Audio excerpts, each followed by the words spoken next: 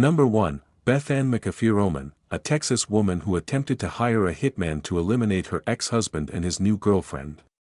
Beth Ann McAfee-Roman was going through a bitterly contested divorce from her husband, James Roman, in Tarrant County, Texas, during the year 2014.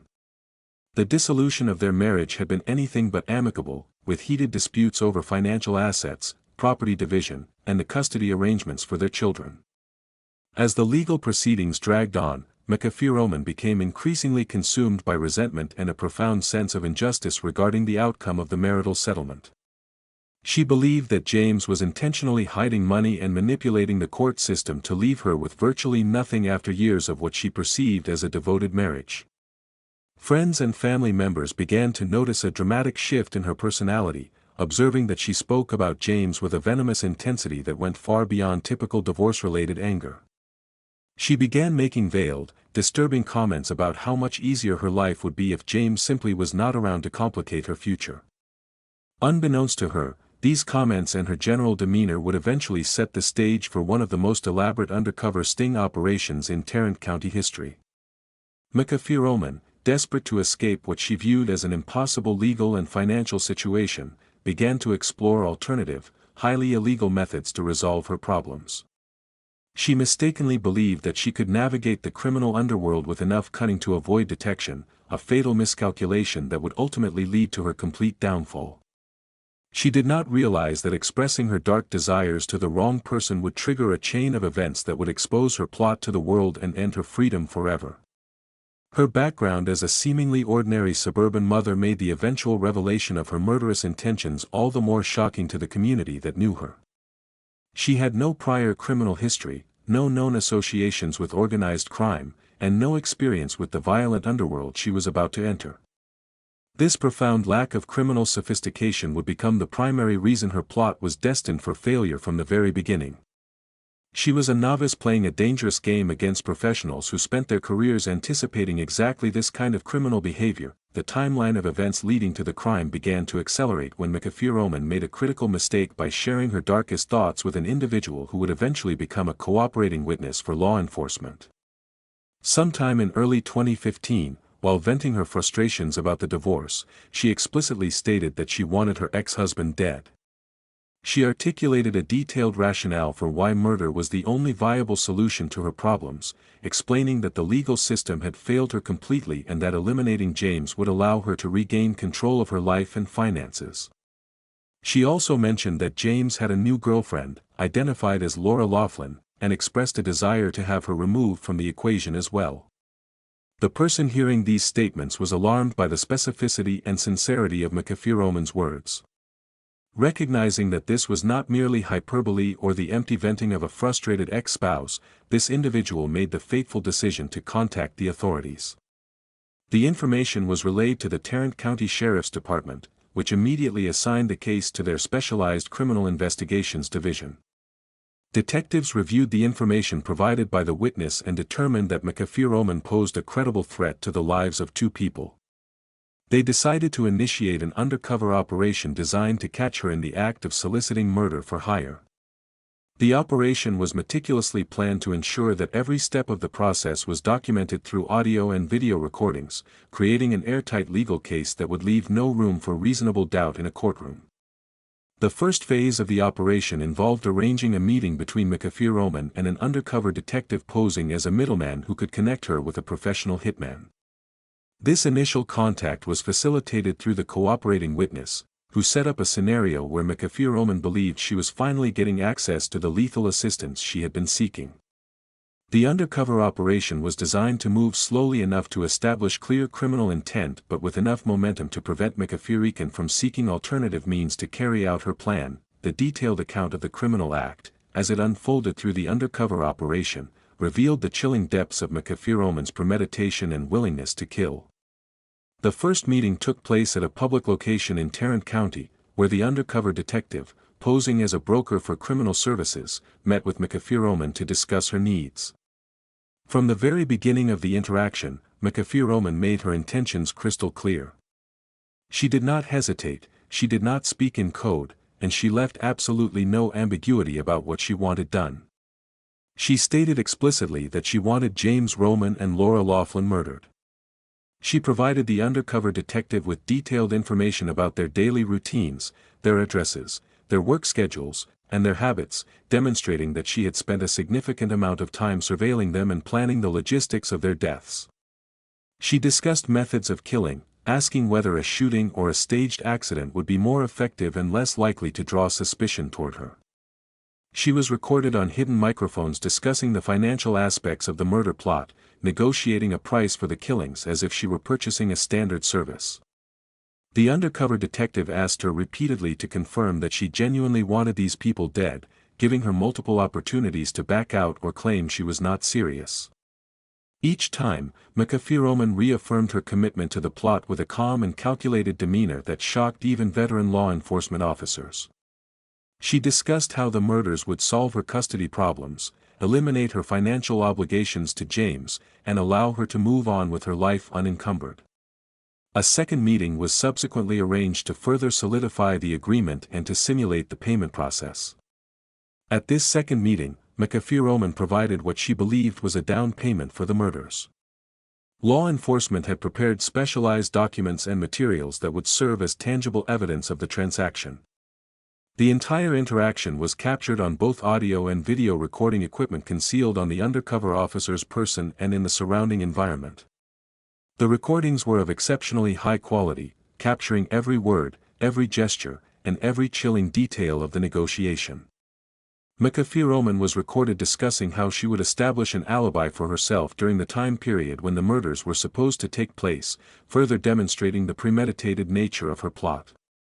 She even discussed what she would say to her children and to law enforcement after the bodies were discovered, rehearsing the false grief and shock she planned to perform. The investigation process and evidence gathering in the McAfee-Roman case represented a textbook example of how modern law enforcement handles murder for hire conspiracies. The Tarrant County Sheriff's Department executed the undercover operation with extreme precision, ensuring that every element of the crime of solicitation of capital murder was clearly established and documented. The primary evidence in the case consisted of the audio and video recordings captured during the multiple meetings between McAfee-Roman and the undercover detective. These recordings were analyzed by forensic audio experts to verify their authenticity and to ensure that they had not been altered or manipulated in any way. The quality of the recordings was so clear that there was no dispute about what was being said or who was saying it. In addition to the recordings, investigators gathered extensive circumstantial evidence that corroborated the undercover recordings and demonstrated McAfee-Roman's state of mind. This included text messages and emails in which she expressed her hatred for James and her desire to be free of him. Investigators also obtained records showing that McAfee-Roman had been conducting her own surveillance of James and Laura, documenting their movements and routines in the weeks leading up to the undercover operation. Financial records were examined to determine whether McAfee-Roman had been liquidating assets or moving money in preparation for paying the hitman. Digital forensics teams analyzed her electronic devices for any additional evidence of criminal intent or planning. The investigation also included interviews with friends, family members, and associates of McAfee-Roman, many of whom provided statements about her increasingly disturbing comments regarding her ex-husband. The cooperating witness who initially alerted law enforcement was thoroughly vetted and debriefed, and their credibility was established for future court proceedings. The entire investigative file was compiled with meticulous attention to detail, with investigators anticipating every possible defense strategy that McAfee-Roman's attorneys might employ.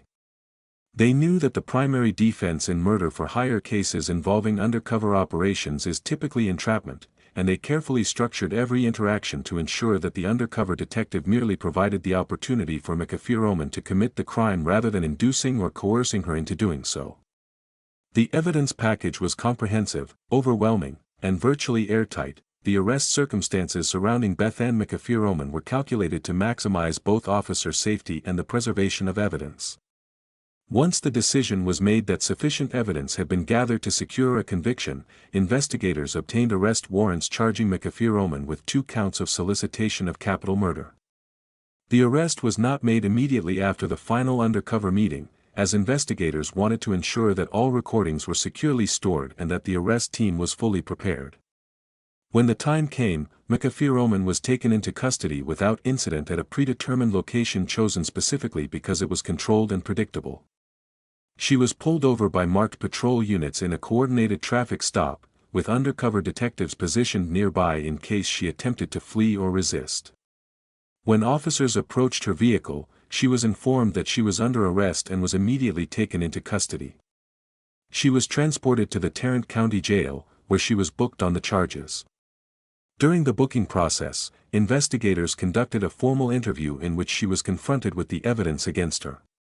The interview room was equipped with recording equipment, and McAfee was read her Miranda rights before any questioning began. When presented with excerpts from the undercover recordings, McAfee composure reportedly began to crack. The realization that her carefully orchestrated plot had been a law enforcement operation from the very beginning appeared to devastate her. However, she did not provide a full confession during this initial interview, instead invoking her right to counsel after a relatively brief period of questioning. Her bail was set at a substantial amount, reflecting the severity of the charges and the perceived threat she posed to the community.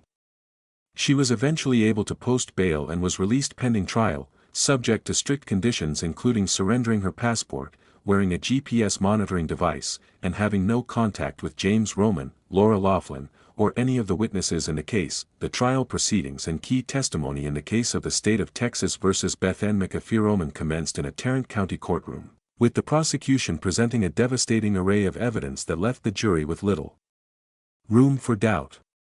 The prosecution's case was built almost entirely on the undercover recordings, which were played in their entirety for the jury. The lead prosecutor walked the jury through the recordings minute by minute, highlighting specific statements made by McAfee that demonstrated her criminal intent, her premeditation, and her complete willingness to have two people killed. The undercover detective testified extensively about the operation, describing how he had been approached, how the meetings were arranged, and how McAfee had behaved during their interactions. He testified that she never once expressed hesitation, remorse, or second thoughts about the plot. The cooperating witness also testified, describing how McAfee had first expressed her desire to have James killed and how those expressions had escalated over time into active planning. The prosecution called expert witnesses on criminal psychology who testified about the personality traits and behavioral patterns commonly associated with individuals who solicit murder for hire, noting that McAfee behavior was consistent with a calculated, non-impulsive offender who viewed murder as a practical problem-solving tool. Financial analysts testified about the marital estate and the financial motivations that drove McAfee plot, demonstrating to the jury exactly what she stood to gain from the deaths of James and Laura. The defense, facing an almost insurmountable mountain of evidence, focused primarily on the entrapment defense. They argued that the undercover operation had been overly aggressive and that the detective had essentially manufactured the crime by providing McAfee with the means and opportunity that she would not have otherwise had. They portrayed her as a stressed, emotionally vulnerable woman going through a difficult divorce who was manipulated by law enforcement into saying things she did not mean. The prosecution dismantled this argument by demonstrating that McAfee had independently expressed her desire to kill James to the cooperating witness before law enforcement was ever involved, establishing that the criminal intent originated entirely from her. The jury deliberated for a relatively short period before returning a verdict of guilty on both counts of solicitation of capital murder. The sentencing and legal outcome for Beth Ann McAfee reflected the severity of her crimes and the zero-tolerance approach taken by the Texas criminal justice system toward murder for hire conspiracies. In Texas, solicitation of capital murder is a first-degree felony, carrying a potential sentence of 5 to 99 years or life in prison. The prosecution argued strongly for a maximum sentence, emphasizing the chilling premeditation demonstrated in the undercover recordings, the potential loss of 2 innocent lives, and the need to send a clear deterrent message to anyone who might consider similar actions. The defense pleaded for leniency, citing McAfee lack of prior criminal history, her role as a mother, and the extreme emotional distress she had been under during the divorce proceedings. The judge, considering the gravity of the offense and the overwhelming evidence of calculated criminal intent, handed down a substantial prison sentence. McAfee was sentenced to 60 years in the Texas Department of Criminal Justice. Under Texas law, she would be required to serve at least half of her sentence before becoming eligible for parole, meaning she would spend a minimum of 30 years behind bars. The judge also ordered her to pay restitution and court costs. The sentence effectively ensured that McAfee-Roman would spend the rest of her natural life in prison, as even if she were granted parole after 30 years, she would be an elderly woman with no life left to rebuild. The legal outcome was widely praised by law enforcement and victim advocates as a just and appropriate resolution to a case that had the potential for catastrophic consequences. The broader implications and systemic issues highlighted by the McAfee-Roman case resonate throughout the criminal justice system and society at large. This case serves as a powerful illustration of how the stress and emotional volatility of contentious divorces can escalate into lethal criminal behavior when combined with a personality that lacks healthy coping mechanisms and moral boundaries. Family law attorneys and judges frequently cite cases like this when advocating for enhanced security measures and early warning protocols in high-conflict custody and divorce proceedings. The case also demonstrates the critical importance of undercover operations in preventing violent crimes before they occur. Without the proactive intervention of the Tarrant County Sheriff's Department, James Roman and Laura Laughlin could very well have been murdered. The case raises important questions about where the line is drawn between expressing frustration during a divorce and crossing into criminal solicitation. Law enforcement agencies across the country use the McAfee-Roman case as a training example of how to properly conduct a murder-for-hire sting operation, emphasizing the importance of clear documentation, multiple opportunities for the suspect to withdraw, and careful avoidance of entrapment. The case also highlights the role that civilian witnesses play in preventing violent crimes, as the entire operation was initiated by a single individual who chose to take McAfee-Roman's threats seriously and report them to authorities rather than dismissing them as harmless venting.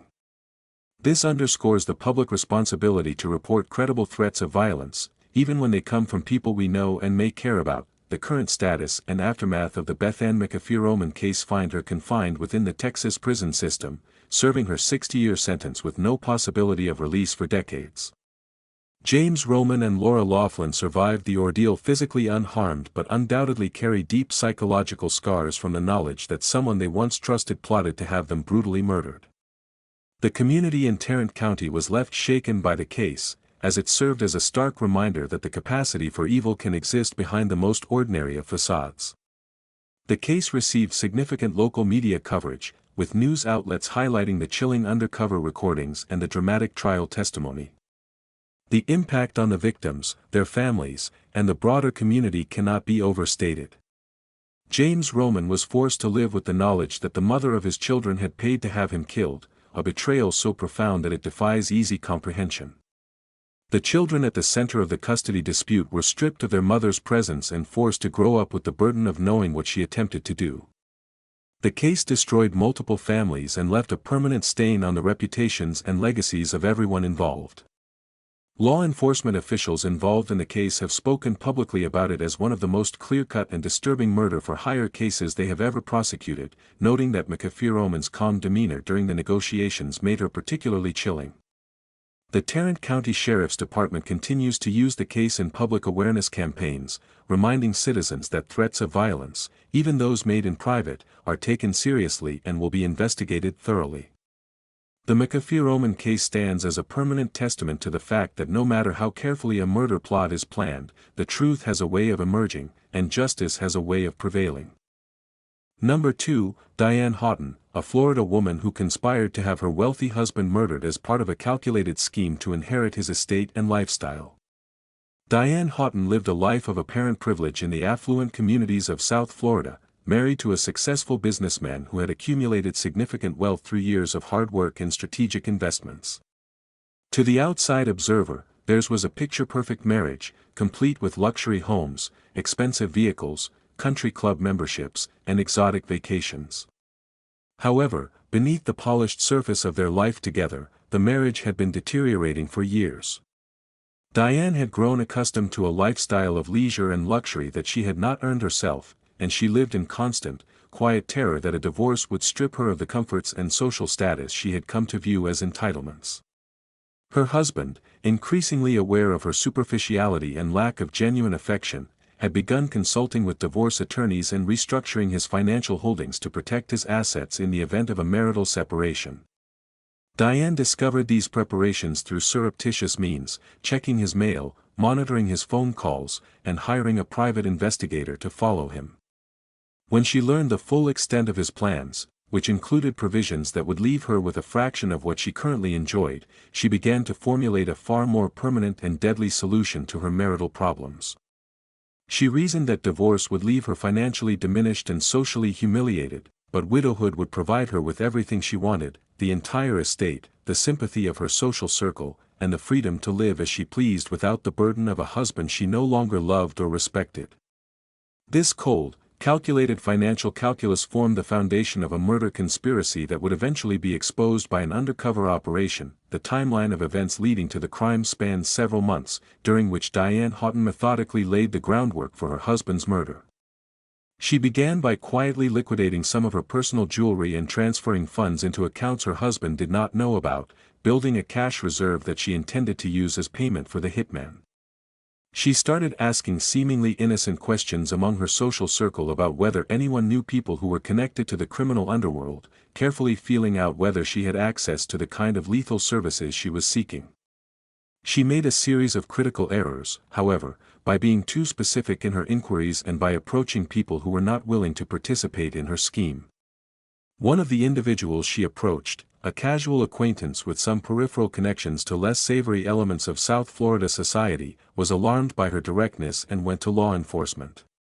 The individual agreed to cooperate with authorities and became a confidential informant, setting the stage for an undercover sting operation that would capture Diane's criminal intentions on tape. The Florida Department of Law Enforcement, working in conjunction with local police detectives, designed an operation in which an undercover agent would pose as a contract killer willing to carry out the murder for a predetermined fee. The first meeting between Diane and the undercover agent was arranged through the informant and took place at a discreet location where surveillance equipment had been prepositioned. Investigators made sure that Diane initiated the conversation about murder and that the undercover agent merely responded to her requests, carefully avoiding any behavior that could be construed as entrapment.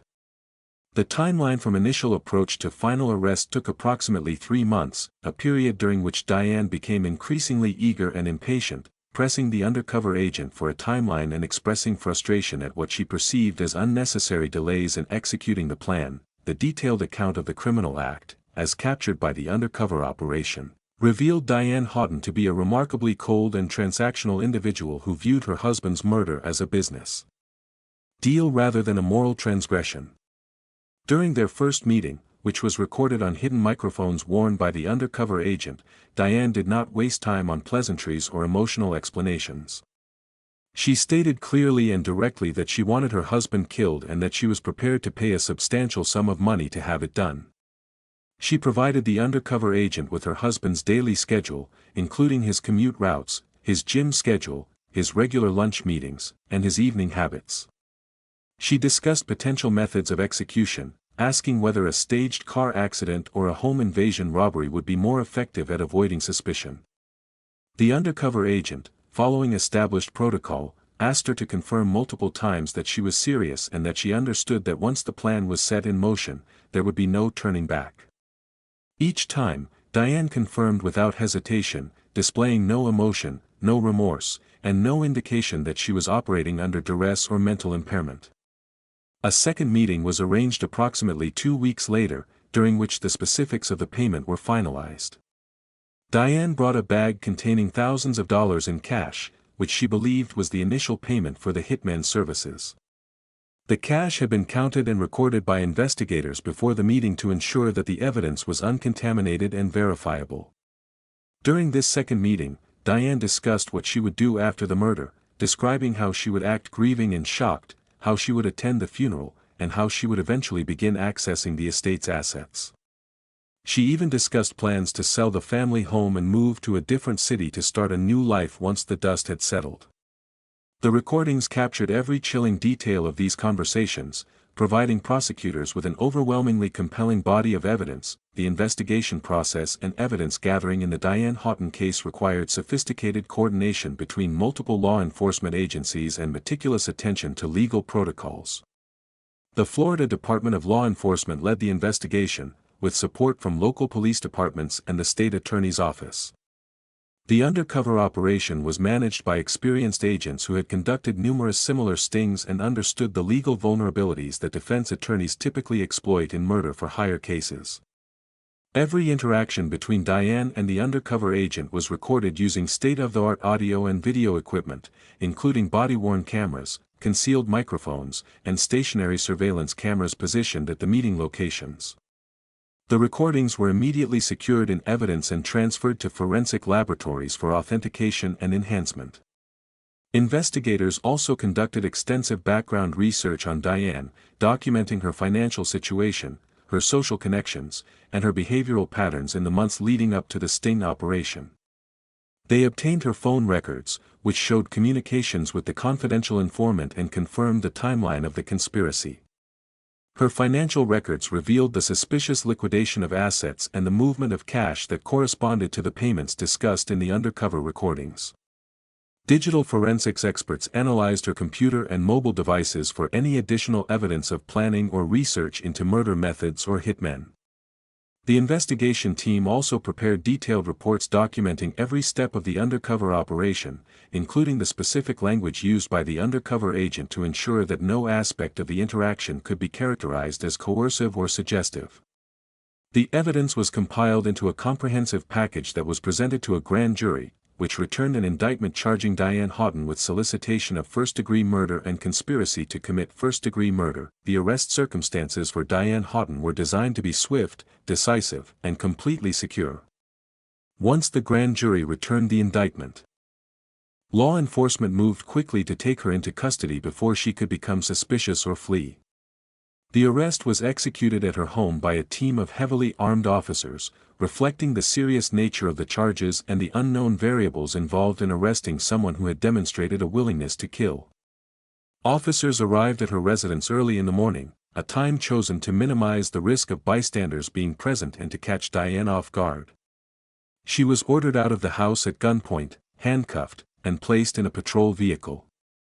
A search warrant was simultaneously executed on the residence, with investigators seizing financial documents, electronic devices, and any other materials relevant to the case.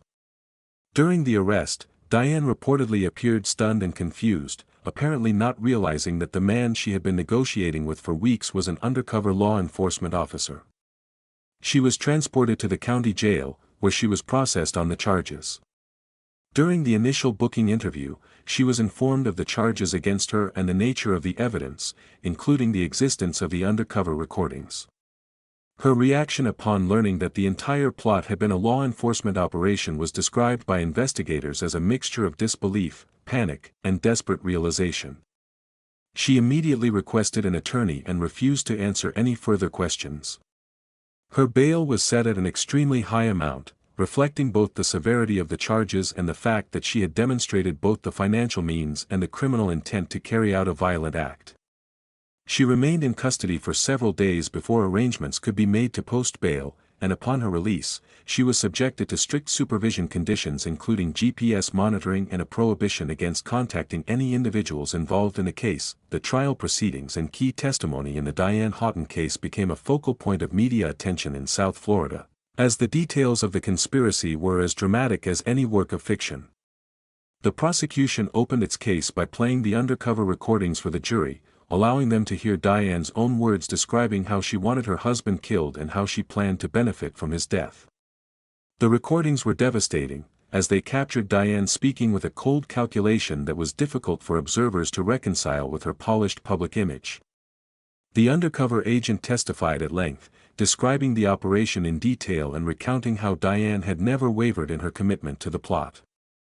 The confidential informant also testified, explaining how Diane had initially approached them and how they had decided to go to law enforcement.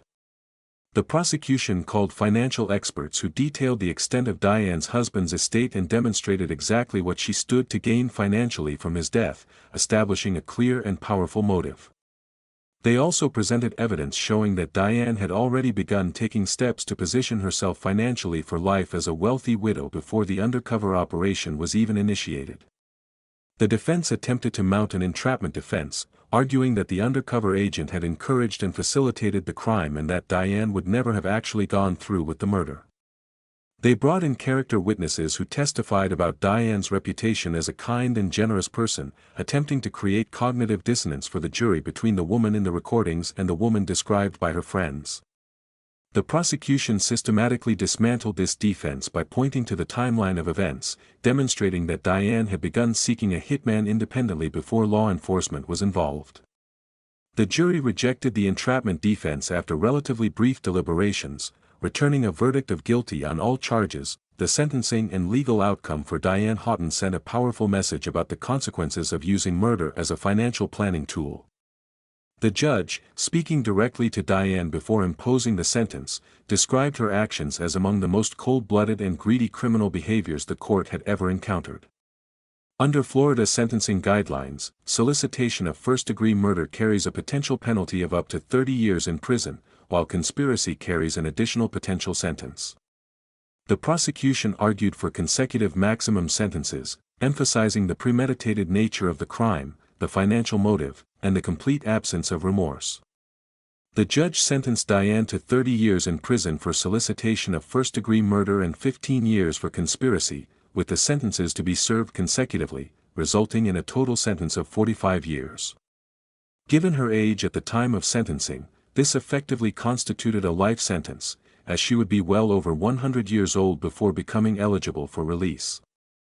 The judge also ordered her to forfeit any claim to her husband's estate and imposed substantial fines. The divorce proceedings that had been pending before the criminal case were subsequently finalized, with the court awarding her husband a complete divorce on grounds of her criminal conduct and denying her any share of the marital assets.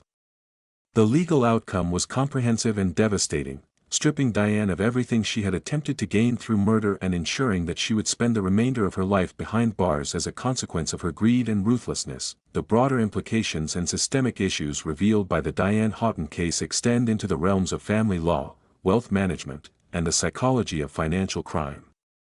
The case highlights a phenomenon that forensic psychologists and criminal profilers refer to as economically motivated homicidal behavior, a pattern in which individuals who feel entitled to a certain lifestyle resort to violence when legal means of maintaining that lifestyle are threatened. This case is frequently studied in law enforcement training programs as an example of how financial motives can be just as powerful as emotional ones in driving individuals to commit murder. The case also raises important questions about the role of wealth in insulating individuals from the consequences of their actions, as Diane clearly believed that her social status and financial resources would protect her from the kinds of risks that less affluent criminals face. The fact that she was wrong should serve as a deterrent to others who might share her belief that money can solve any problem, including the problem of getting caught. The case also demonstrates the critical importance of undercover operations in preventing crimes that are planned in secret and would otherwise be virtually impossible to detect and prevent. Without the intervention of law enforcement, Diane's husband would almost certainly have been murdered, and the crime might never have been solved. The case has been cited in legal journals as a textbook example of how to properly conduct and prosecute a murder-for-hire sting operation, with particular emphasis on the steps taken to avoid entrapment and to document criminal intent. The current status and aftermath of the Diane Houghton case find her serving her 45-year sentence in a Florida state correctional facility, far removed from the world of luxury and privilege she once inhabited. Her husband, having survived the conspiracy against his life, has reportedly moved on and rebuilt his life without her. The social circle that once embraced Diane has largely abandoned her, with many of her former friends expressing shock and revulsion at the depth of her deception. The case received extensive coverage in local and regional media, with commentators focusing on the contrast between Diane's glamorous exterior and her murderous interior. The impact on the victim and his family was profound and lasting, as the knowledge that someone he trusted enough to marry had plotted to kill him for money inflicted deep psychological wounds that took years to heal. The case also had a chilling effect on the local community, serving as a reminder that the facades people present in social settings can be completely artificial and that the most dangerous individuals are often those who appear the most ordinary and benign. Law enforcement agencies in Florida continue to reference the Houghton case when training officers on the recognition and investigation of financially motivated murder conspiracies. The case stands as a permanent monument to the truth that greed, when combined with a lack of moral conscience, can transform even the most refined and polished individual into a predator capable of the most heinous acts. Diane Houghton traded her freedom, her reputation, and her entire future for a fortune she never received, and the price she paid will be paid behind the walls of a prison cell for the rest of her days. Number 3, Julia Phillips, a Virginia woman who attempted to hire an undercover officer to kill her husband's pregnant girlfriend in a plot motivated by jealousy and the desire to eliminate a rival. Julia Phillips had been married to her husband for over a decade, and their marriage had experienced the typical ups and downs that characterize many long-term relationships. However, the discovery that her husband had been having an affair with a younger woman, who was now pregnant with his child, shattered Julia's world and unleashed a torrent of emotional pain, rage, and desperation that she proved utterly incapable of managing through healthy channels. Rather than confronting the betrayal through legal divorce proceedings or personal counseling, Julia became fixated on the idea of eliminating the other woman, whom she viewed not just as a romantic rival but as an existential threat to her marriage, her identity, and her future.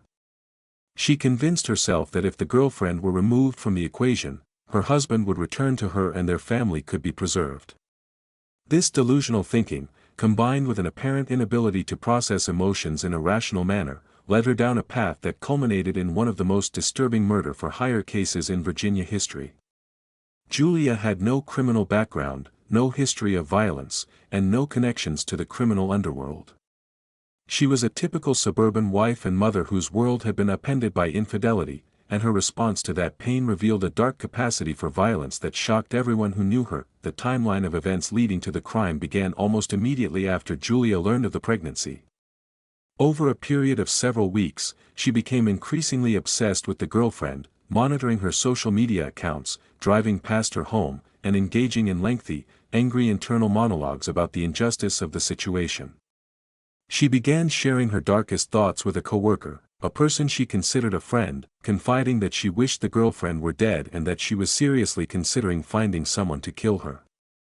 The coworker, initially uncertain whether Julia was speaking literally or figuratively, became increasingly alarmed as Julia's statements became more specific and more urgent. Julia began asking the coworker whether they knew anyone who could be trusted to handle a delicate and dangerous situation, language that clearly suggested she was seeking a hitman.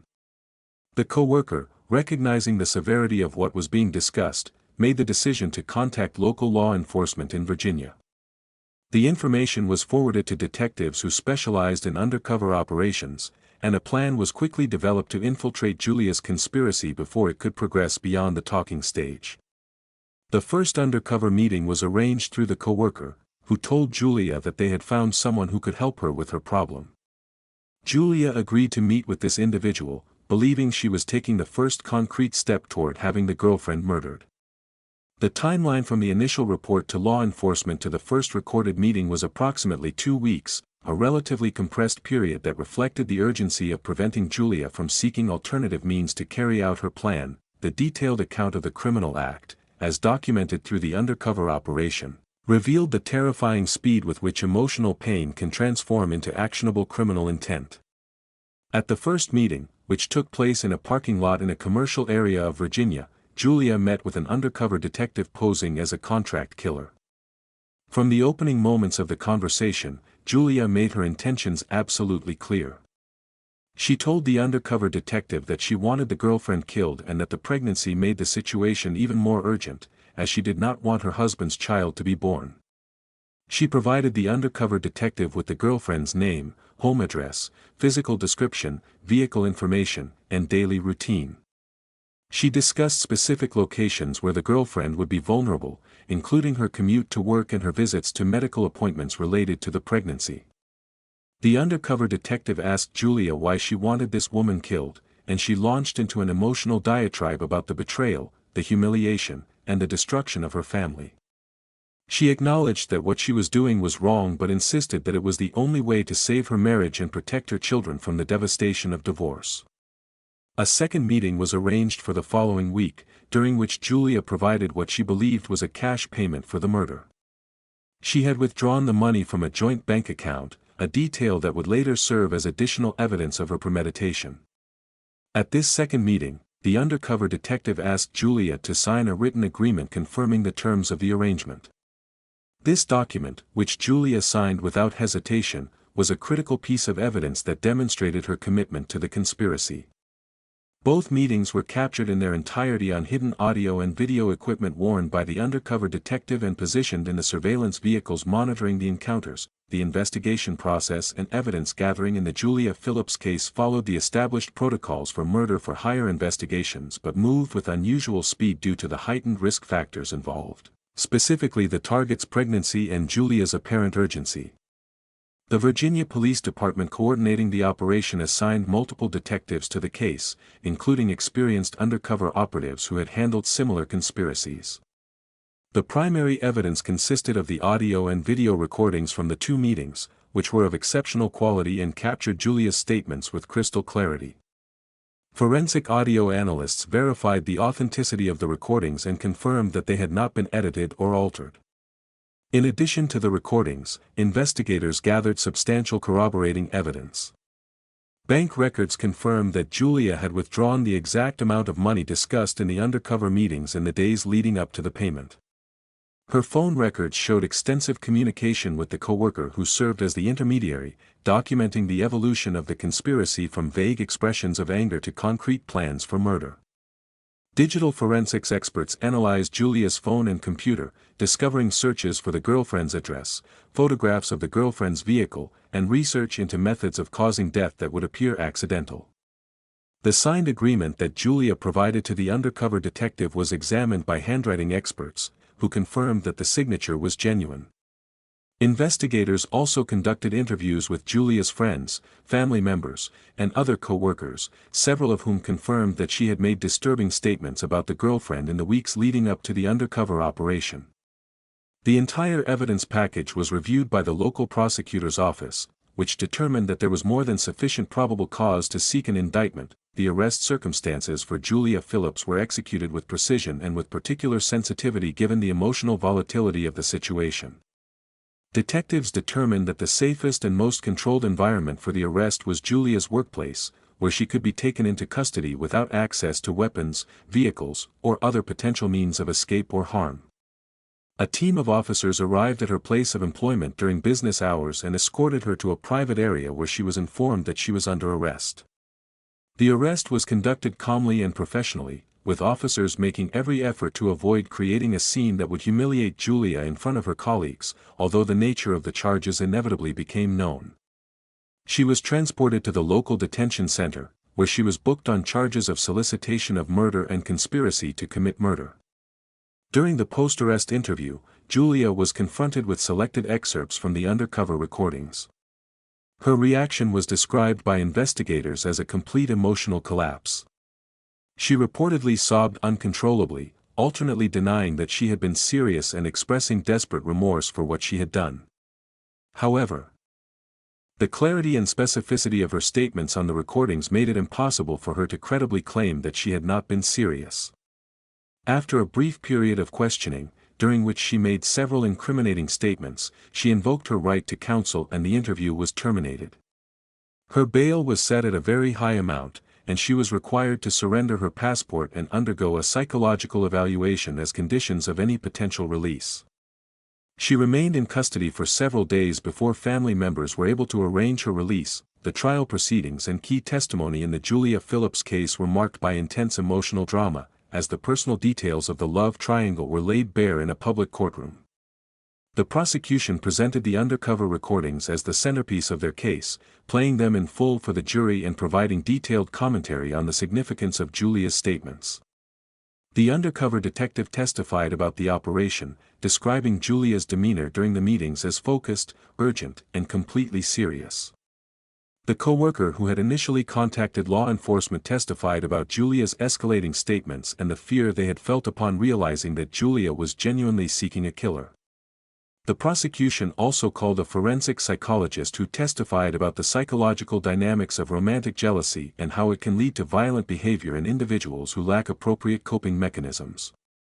The psychologist noted that Julia's behavior was consistent with a pattern known as jealous fixation, in which the individual becomes so consumed by the perceived betrayal that they lose the ability to think rationally about consequences. The defense strategy centered on arguing that Julia had been experiencing a temporary mental health crisis brought on by the discovery of the affair and the pregnancy. They brought in their own psychological experts who testified that Julia was suffering from an adjustment disorder with disturbed emotions and that her judgment had been significantly impaired at the time of the offense. They argued that she never would have actually gone through with the murder and that the undercover operation had exploited her vulnerable mental state.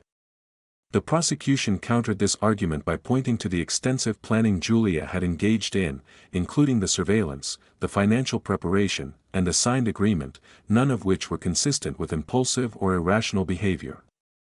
The jury ultimately rejected the mental health defense, finding Julia guilty on all charges after deliberating for several hours. The sentencing and legal outcome for Julia Phillips reflected the court's determination that her actions, while motivated by emotional pain, were nonetheless dangerous and deserving of serious punishment.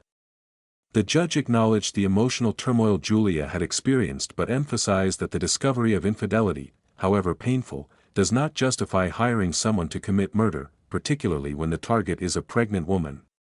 Under Virginia sentencing guidelines, solicitation of murder is a felony carrying a potential sentence of 5 to 40 years.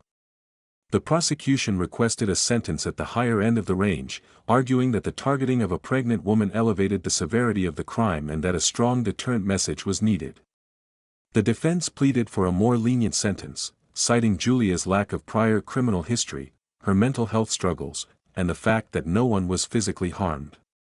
The judge sentenced Julia to 25 years in the Virginia Department of Corrections, with a portion of the sentence suspended on the condition that she complete extensive psychological counseling and maintain perfect behavior while incarcerated. With time served and good behavior credits, she would likely serve approximately 15 to 18 years before becoming eligible for parole. The judge also issued a permanent restraining order prohibiting Julia from having any contact with the girlfriend or the child once born.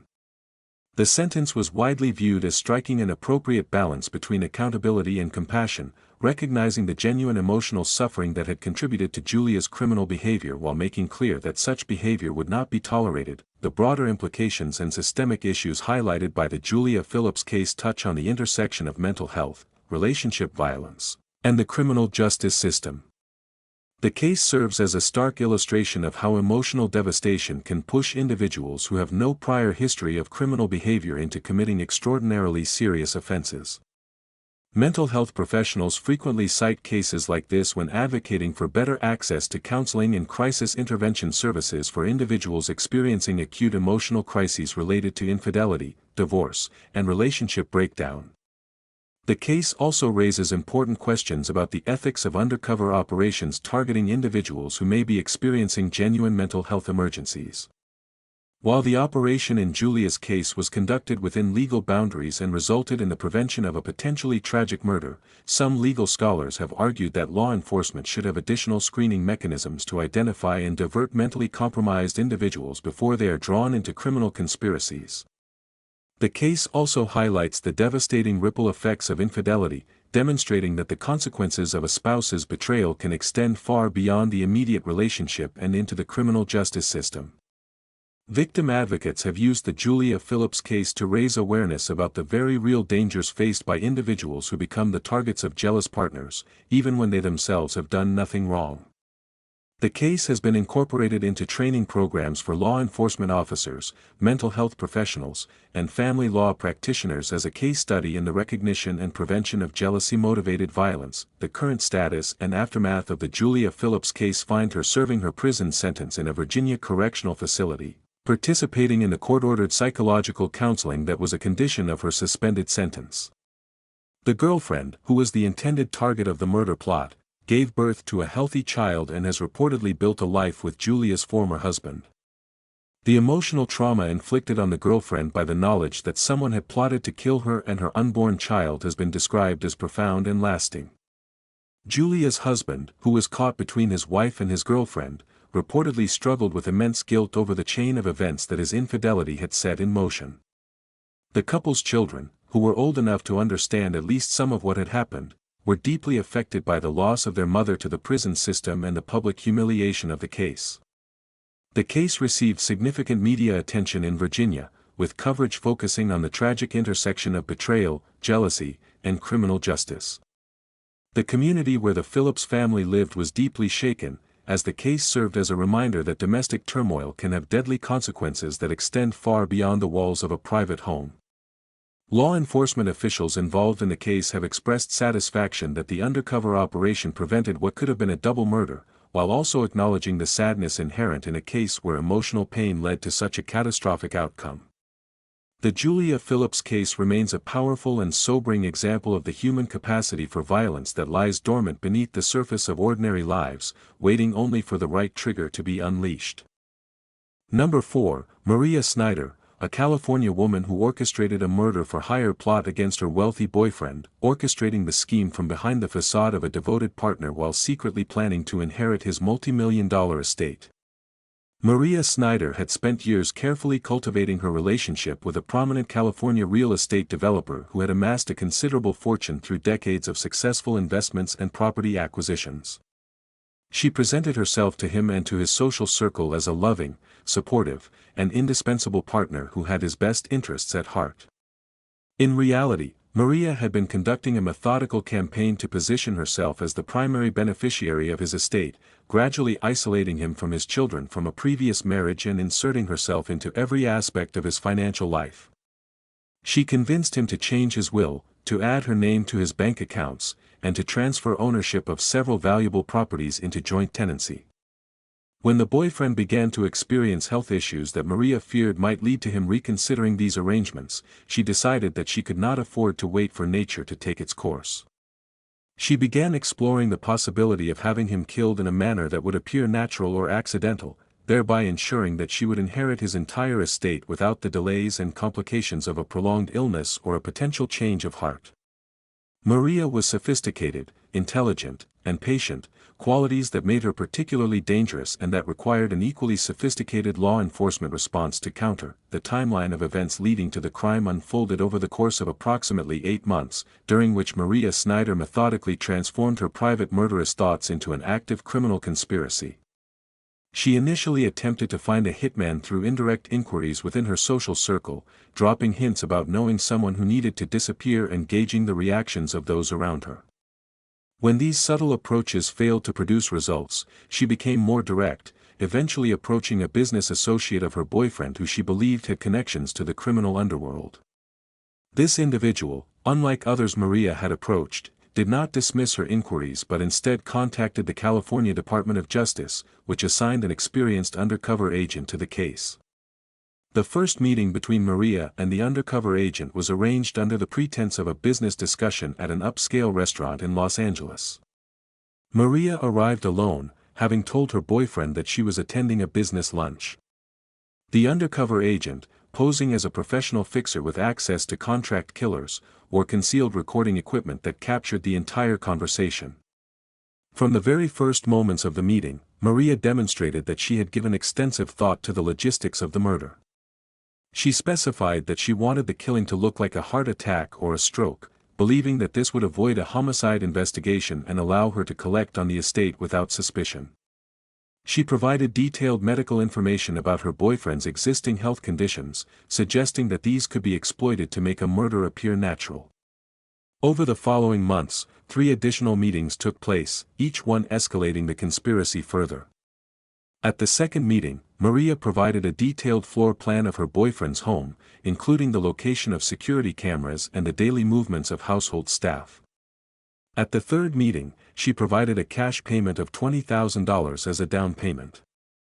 At the fourth and final meeting, she signed a written agreement outlining the terms of the murder contract, the detailed account of the criminal act, as captured through the extensive undercover operation, revealed Maria Snyder to be one of the most calculating and methodical conspirators that California law enforcement had ever encountered in a murder-for-hire case. The recordings from the 4 meetings painted a portrait of a woman who approached murder with the same meticulous attention to detail that one might expect from a corporate project manager. She discussed timelines, deliverables, and quality control measures with a detachment that bordered on sociopathic. She specified that the murder should occur on a specific date, one that corresponded with a period when she would be out of town on a prearranged trip, providing her with an ironclad alibi. She discussed the disposal of any evidence that might point to foul play and asked the undercover agent whether he could recommend a corrupt medical examiner who could falsify a death certificate. She inquired about methods of inducing a heart attack that would be undetectable during an autopsy, demonstrating that she had conducted significant research into the science of lethal deception. During the third meeting, when she handed over the $20,000 in cash, she counted it out carefully and asked for a receipt, a detail that stunned investigators with its audacity and bureaucratic coldness. The fourth meeting, during which she signed the written agreement, was particularly damning because the document explicitly stated the purpose of the agreement was to arrange the killing of a named individual. When the undercover agent asked her one final time whether she was absolutely certain she wanted to proceed, Maria reportedly replied that she had never been more certain of anything in her life. The recordings captured every word of these exchanges, creating an evidentiary record that was as comprehensive as it was chilling. The investigation process and evidence gathering in the Maria Snyder case represented one of the most elaborate undercover operations ever conducted by the California Department of Justice in a murder-for-hire investigation. Given Maria's intelligence and sophistication, investigators knew that the operation had to be flawless, as any misstep could alert her to the sting and potentially prompt her to find a different hitman through channels that law enforcement could not monitor. The undercover agent assigned to the case was a veteran with over 20 years of experience in complex sting operations, including multiple murder-for-hire cases. Every meeting was surveilled by a support team that included additional undercover officers positioned in nearby vehicles and locations. The recordings were made using multiple independent systems to ensure redundancy, including body-worn cameras, concealed microphones, and remote surveillance equipment. In addition to the recordings, investigators conducted a parallel financial investigation that traced the source of the $20,000 Maria used as a down payment, confirming that it had been withdrawn from a joint account she held with her boyfriend. Digital forensics teams obtained warrants for Maria's electronic devices and discovered a treasure trove of additional evidence, including internet searches for undetectable poisons, research on how to bypass security systems, and communications with other individuals in which she had made more veiled inquiries about finding someone to handle a permanent problem.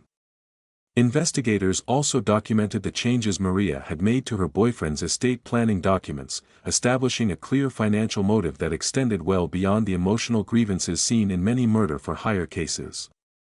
The evidence was compiled into a massive file that was presented to a grand jury in Los Angeles County, which returned a multi-count indictment charging Maria with solicitation of murder, conspiracy to commit murder, and special circumstances that could have made her eligible for the death penalty had the murder actually been carried out. The arrest circumstances for Maria Snyder were among the most carefully orchestrated in California law enforcement history, reflecting both the severity of the charges and the sophisticated nature of the defendant. Investigators knew that Maria was extremely intelligent and would immediately recognize an arrest as evidence that her plot had been compromised. They also knew that she had the financial resources to flee the country if given any warning. The arrest was therefore planned as a simultaneous, multi-location operation designed to neutralize any possibility of escape or evidence destruction. On the morning of the arrest, teams of agents converged on multiple locations simultaneously. A primary team arrested Maria at a hair salon where she had a regular appointment, a location chosen because it was a controlled environment where she would be relaxed and unlikely to be armed. A second team executed a search warrant at the home she shared with her boyfriend, securing electronic devices, financial documents, and any other potential evidence. A third team was positioned near the boyfriend's location to ensure his safety and to be prepared to inform him of the situation if necessary. Maria was taken into custody without incident, though reports indicate that her composure, which had been so evident during the undercover meetings, completely disintegrated upon her arrest. She was transported to a federal detention facility, as the case included potential federal charges related to the use of interstate commerce in furtherance of a murder-for-hire plot. During the initial booking process, she was informed of the charges and the nature of the evidence against her. When told that the man she had been negotiating with for months was an undercover agent, she reportedly stared in silence for several minutes before asking for an attorney. Her bail was denied entirely due to flight risk and the severity of the charges, and she was remanded to custody pending trial. The trial proceedings and key testimony in the case of the people of the state of California versus Maria Snyder lasted over 6 weeks and captivated the Los Angeles legal community. The prosecution presented a case that was overwhelming in both its volume and its quality, anchored by the 4 undercover recordings that were played in their entirety for the jury. The lead prosecutor methodically walked the jury through each recording, highlighting specific statements that demonstrated Maria's premeditation, her financial motive, her sophisticated understanding of forensic science, and her complete lack of empathy for the victim. The undercover agent testified for 3 days, providing a detailed account of the operation and describing Maria's demeanor during each meeting with devastating precision. Financial experts testified about the estate planning changes Maria had orchestrated, demonstrating that she stood to inherit an estate worth over $15 million upon her boyfriend's death.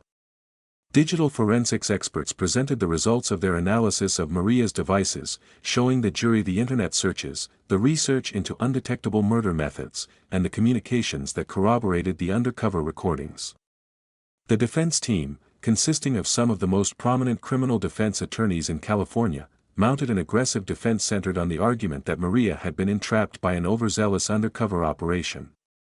They argued that the undercover agent had cultivated a relationship with Maria, had encouraged her to elaborate on details she would not have otherwise considered, and had essentially created a crime that would not have existed without law enforcement intervention. They also suggested that Maria was suffering from a personality disorder that made her susceptible to manipulation. The prosecution's rebuttal was devastating, pointing out that Maria had independently sought a hitman before law enforcement was ever involved and that her extensive independent research into murder methods demonstrated that the criminal intent was entirely her own. The jury deliberated for 2 days before returning a verdict of guilty on all counts. The sentencing and legal outcome for Maria Snyder sent shockwaves through the California legal system and were widely regarded as a landmark in the prosecution of murder-for-hire conspiracies. The judge, recognizing the extraordinary premeditation, the sophisticated nature of the conspiracy, and the sheer coldness of Maria's approach to murder, imposed the maximum sentence available under California law. She was sentenced to life in prison without the possibility of parole on the solicitation charge and an additional 25 years to life on the conspiracy charge, with the sentences to run consecutively. The judge also ordered her to forfeit any claim to her boyfriend's estate and imposed fines totaling over $500,000. In pronouncing the sentence, the judge stated that Maria Snyder represented the most dangerous type of criminal, one who combines high intelligence with a complete absence of moral conscience, and that society needed to be protected from her for as long as possible.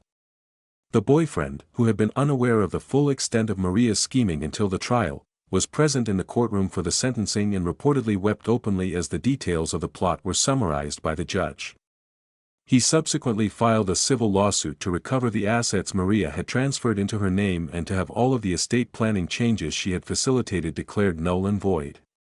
The civil case was resolved in his favor, with the court finding that Maria had exercised undue influence over him and that all of the transactions she had arranged were the product of fraudulent intent. The broader implications and systemic issues highlighted by the Maria Snyder case extend into multiple domains, including elder financial exploitation, estate planning abuse, and the limitations of the legal system in preventing crimes that are planned in secret. The case has become a seminal example in the field of elder law, where it is frequently cited as a cautionary tale about the dangers of allowing romantic partners to gain control over estate planning decisions without independent oversight. The case prompted several California legislators to introduce bills aimed at strengthening protections for elderly and vulnerable individuals against financial exploitation by romantic partners and caregivers. These legislative efforts ultimately resulted in enhanced reporting requirements for notaries and estate planning attorneys who suspect undue influence. The case also raised important questions about the use of undercover operations in cases where the defendant is sophisticated and may have mental health issues that contribute to their criminal behavior. While the operation in Maria's case was clearly legally sound and resulted in the prevention of a murder, some legal scholars have argued that the line between providing an opportunity and encouraging a crime can become dangerously blurred in cases involving individuals with personality disorders. The case is studied extensively in law enforcement training programs as an example of how to conduct a complex, long-term undercover operation against a highly intelligent target while maintaining legal integrity and avoiding entrapment. The current status and aftermath of the Maria Snyder case find her incarcerated in a California state prison for women, where she will spend the remainder of her natural life with no possibility of release. Her boyfriend, having survived her plot, has reportedly recovered financially through the civil litigation and has reconnected with his children from his previous marriage, from whom Maria had worked so hard to isolate him. He has spoken publicly about the experience, describing the realization that the woman he loved had planned to kill him as the most traumatic event of his life. The case received extraordinary media attention, with major national news networks and true crime documentaries devoting extensive coverage to the details of the conspiracy. The footage from the undercover recordings, particularly the moment when Maria calmly signed the murder contract while discussing the disposal of evidence, became some of the most widely shared true crime content on the internet. The impact on the victim, his family, and the broader community cannot be overstated, as the case served as a devastating reminder that the people closest to us can sometimes harbor the most dangerous intentions. Law enforcement agencies across the country have referenced the Snyder case when developing protocols for investigating financially motivated murder conspiracies, and the case remains a benchmark against which other murder-for-hire cases are measured. Maria Snyder, who believed she was smarter than everyone around her and that her carefully constructed facade of devotion was impenetrable, ultimately proved to be her own undoing, as the very intelligence and meticulousness that she believed made her invincible instead created a documentary record of her guilt that was impossible to overcome. She traded her freedom for a fortune she never received, and the walls of her prison cell will serve as the only home she will ever know for the rest of her days. Number 5, Robert Callahan, a Colorado man who attempted to hire an undercover detective to kill his business partner in a scheme to take full control of their jointly owned company and eliminate a witness to his financial crimes. Robert Callahan had built a successful technology consulting firm in the Denver metropolitan area over the course of 15 years, growing it from a small startup into a thriving enterprise with dozens of employees and millions of dollars in annual revenue. He had founded the company with a trusted college friend, splitting ownership equally and sharing responsibilities for management and client relations. However, as the company grew, Callahan began engaging in increasingly fraudulent financial practices, including embezzlement of company funds, falsification of financial statements, and the creation of shell companies through which he diverted client payments for his personal benefit. His business partner, who had oversight responsibilities for the financial side of the operation, began to notice discrepancies in the accounting and launched a quiet internal investigation. When the partner confronted Callahan with evidence of the fraud, Callahan denied everything but realized that it was only a matter of time before the full extent of his crimes was uncovered. He knew that if his partner went to law enforcement or filed a civil lawsuit, the resulting investigation would not only destroy the company but would also lead to criminal charges that could result in decades of imprisonment. Faced with this existential threat, Callahan made the fateful decision that murder was the only way to silence his partner and protect himself from the consequences of his crimes. The timeline of events leading to the crime unfolded over a period of approximately 4 months, beginning shortly after the confrontation between Callahan and his partner. Callahan initially attempted to resolve the situation through legal intimidation, sending threatening letters from attorneys and attempting to discredit his partner within the industry. When these tactics failed to deter the partner from pursuing the investigation, Callahan began exploring more permanent solutions. He turned to the internet, searching for hitmen and contract killers using encrypted browsers and anonymizing services. He eventually made contact with an individual on a dark web marketplace who claimed to offer murder-for-hire services. Unbeknownst to Callahan, this individual was an undercover agent operating a sting operation targeting exactly this type of criminal activity. The initial online exchanges between Callahan and the undercover agent were recorded by law enforcement, with Callahan using coded language that he believed was sufficiently ambiguous to provide plausible deniability. However, the context and specificity of his requests made his true intentions clear to investigators. Over a period of several weeks, Callahan and the undercover agent exchanged dozens of messages, during which Callahan provided increasingly detailed information about his partner, including his home address, his daily schedule, his security arrangements, and his travel patterns. Callahan specified that he wanted the murder to look like a random act of violence or a botched robbery, explaining that this would avoid drawing attention to the business relationship and the financial fraud. The online communications eventually progressed to the point where the undercover agent suggested an in-person meeting to finalize the arrangements. The detailed account of the criminal act, as documented through both the online communications and the subsequent in-person undercover meetings, revealed Robert Callahan to be a desperate man willing to go to extraordinary lengths to protect his ill-gotten gains. The first in-person meeting took place at a hotel bar in downtown Denver, where Callahan met the undercover agent for what he believed was a final negotiation before the murder was carried out. The undercover agent was equipped with concealed audio and video recording equipment that captured the entire interaction. Callahan arrived at the meeting nervous but determined, and after a brief period of small talk designed to establish comfort, he immediately began discussing the details of the murder. He provided the undercover agent with a photograph of his partner, a detailed map of his partner's neighborhood, and a written document outlining his partner's daily routine in precise detail. He specified that the murder should occur on a Thursday evening when his partner typically worked late at the office and drove home alone. He discussed the use of a stolen vehicle to avoid forensic linkage and suggested that the undercover agent wear gloves and a mask to prevent identification. Most disturbingly, Callahan discussed what should happen to his partner's body, suggesting that it should be disposed of in a manner that would delay discovery and complicate the investigation. He agreed to a price of $50,000 for the murder, with $10,000 paid up front and the remainder due upon confirmation of the death. He provided the initial payment in the form of prepaid gift cards and cryptocurrency, methods he believed were untraceable.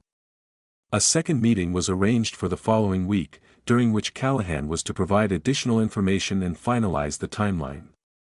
At this second meeting, the undercover agent gave Callahan a photograph of a staged crime scene, telling him it was documentation of a previous job.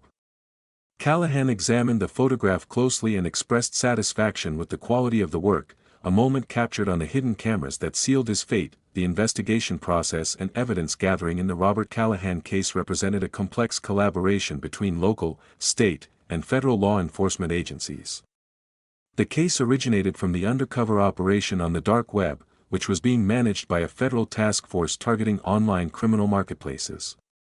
When the task force identified Callahan as a credible threat, they partnered with the Denver Police Department and the Colorado Bureau of Investigation to conduct the in-person undercover operation. The evidence in the case was voluminous and multifaceted. The online communications between Callahan and the undercover agent were preserved in their entirety, including metadata that verified the times, dates, and devices used to send the messages. Financial investigators traced the prepaid gift cards and cryptocurrency payments, linking them directly to accounts controlled by Callahan. The audio and video recordings from the two in-person meetings were of excellent quality and captured Callahan's statements with perfect clarity.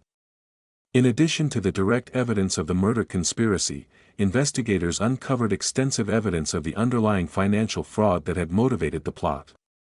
Forensic accountants conducted a comprehensive analysis of the company's financial records, documenting over $2 million in embezzled funds and identifying the shell companies Callahan had created to facilitate the fraud. Digital forensics experts analyzed Callahan's personal and business computers, discovering not only the dark web communications but also detailed records of the fraudulent transactions, forged documents, and communications with accomplices who had assisted in the financial scheme. The investigation also revealed that Callahan had taken out a significant life insurance policy on his partner without his knowledge, adding another layer of financial motive to the murder plot. The total evidence package was presented to a federal grand jury, which returned an indictment charging Callahan with solicitation of murder for hire, conspiracy to commit murder for hire, wire fraud, bank fraud, and money laundering. The arrest circumstances for Robert Callahan were designed to neutralize what law enforcement assessed as a high-risk subject who had demonstrated both the means and the willingness to carry out or facilitate violent crime. The arrest was executed simultaneously by federal agents and local police officers at multiple locations. Callahan was arrested at his home by a team of heavily armed federal agents who breached the front door in the early morning hours. He was taken into custody without incident, though he was found to be in possession of multiple firearms, a detail that reinforced the wisdom of the tactical approach. Simultaneously, teams of agents executed search warrants at his business office and at a storage unit he had rented under a false name. The search warrants yielded additional financial records, electronic devices, and documents related to both the murder conspiracy and the underlying fraud. Callahan was transported to a federal detention facility, where he was processed on the charges. During the initial post-arrest interview, Callahan attempted to maintain his innocence, claiming that the online communications were research for a novel he was writing and that the in-person meetings had been misunderstood. However, when confronted with specific details from the recordings, including his discussion of the disposal of his partner's body and his examination of the staged crime scene photograph, his defense crumbled. He became visibly agitated and demanded to speak with an attorney. His bail was denied by the federal magistrate, who cited the severity of the charges, the risk of flight given Callahan's financial resources, and the danger he posed to his partner and any other potential witnesses. Callahan was remanded to federal custody pending trial, where he remained for over a year before the case went to trial. The trial proceedings and key testimony in the case of United States of America versus Robert Callahan lasted over 8 weeks and featured some of the most damning evidence ever presented in a Colorado federal courtroom. The prosecution opened with the undercover recordings, playing selected excerpts that demonstrated Callahan's criminal intent with devastating clarity. The undercover agent testified for 4 days, providing a meticulous account of the operation and describing Callahan's behavior during their meetings in detail that left no room for doubt about his intentions. Federal forensic accountants testified about the financial fraud, walking the jury through complex financial transactions in a manner that was accessible and compelling. They demonstrated exactly how Callahan had stolen over $2 million from his own company and how the discovery of this fraud by his partner had directly motivated the murder plot. Digital forensics experts presented the results of their analysis of Callahan's devices, showing the jury the dark web search history, the encrypted communications, and the meticulous planning documents that corroborated every aspect of the undercover operation. The defense attempted to mount a dual defense, arguing both that Callahan had been entrapped by the undercover operation and that the financial evidence had been fabricated or misinterpreted by prosecutors. They called their own forensic accountant, who attempted to cast doubt on the prosecution's financial analysis, and a digital forensics expert who challenged some of the technical conclusions reached by the prosecution's witnesses. However, the defense's experts were thoroughly discredited during cross-examination, as the prosecution demonstrated that their methodologies were flawed and their conclusions unreliable. The jury deliberated for 3 days before returning a verdict of guilty on all counts, a decisive rejection of the defense's arguments. The sentencing and legal outcome for Robert Callahan reflected the extraordinary severity of his crimes and the multiple victims he had targeted. Under federal sentencing guidelines, the charges carried potential penalties that added up to over 100 years in prison.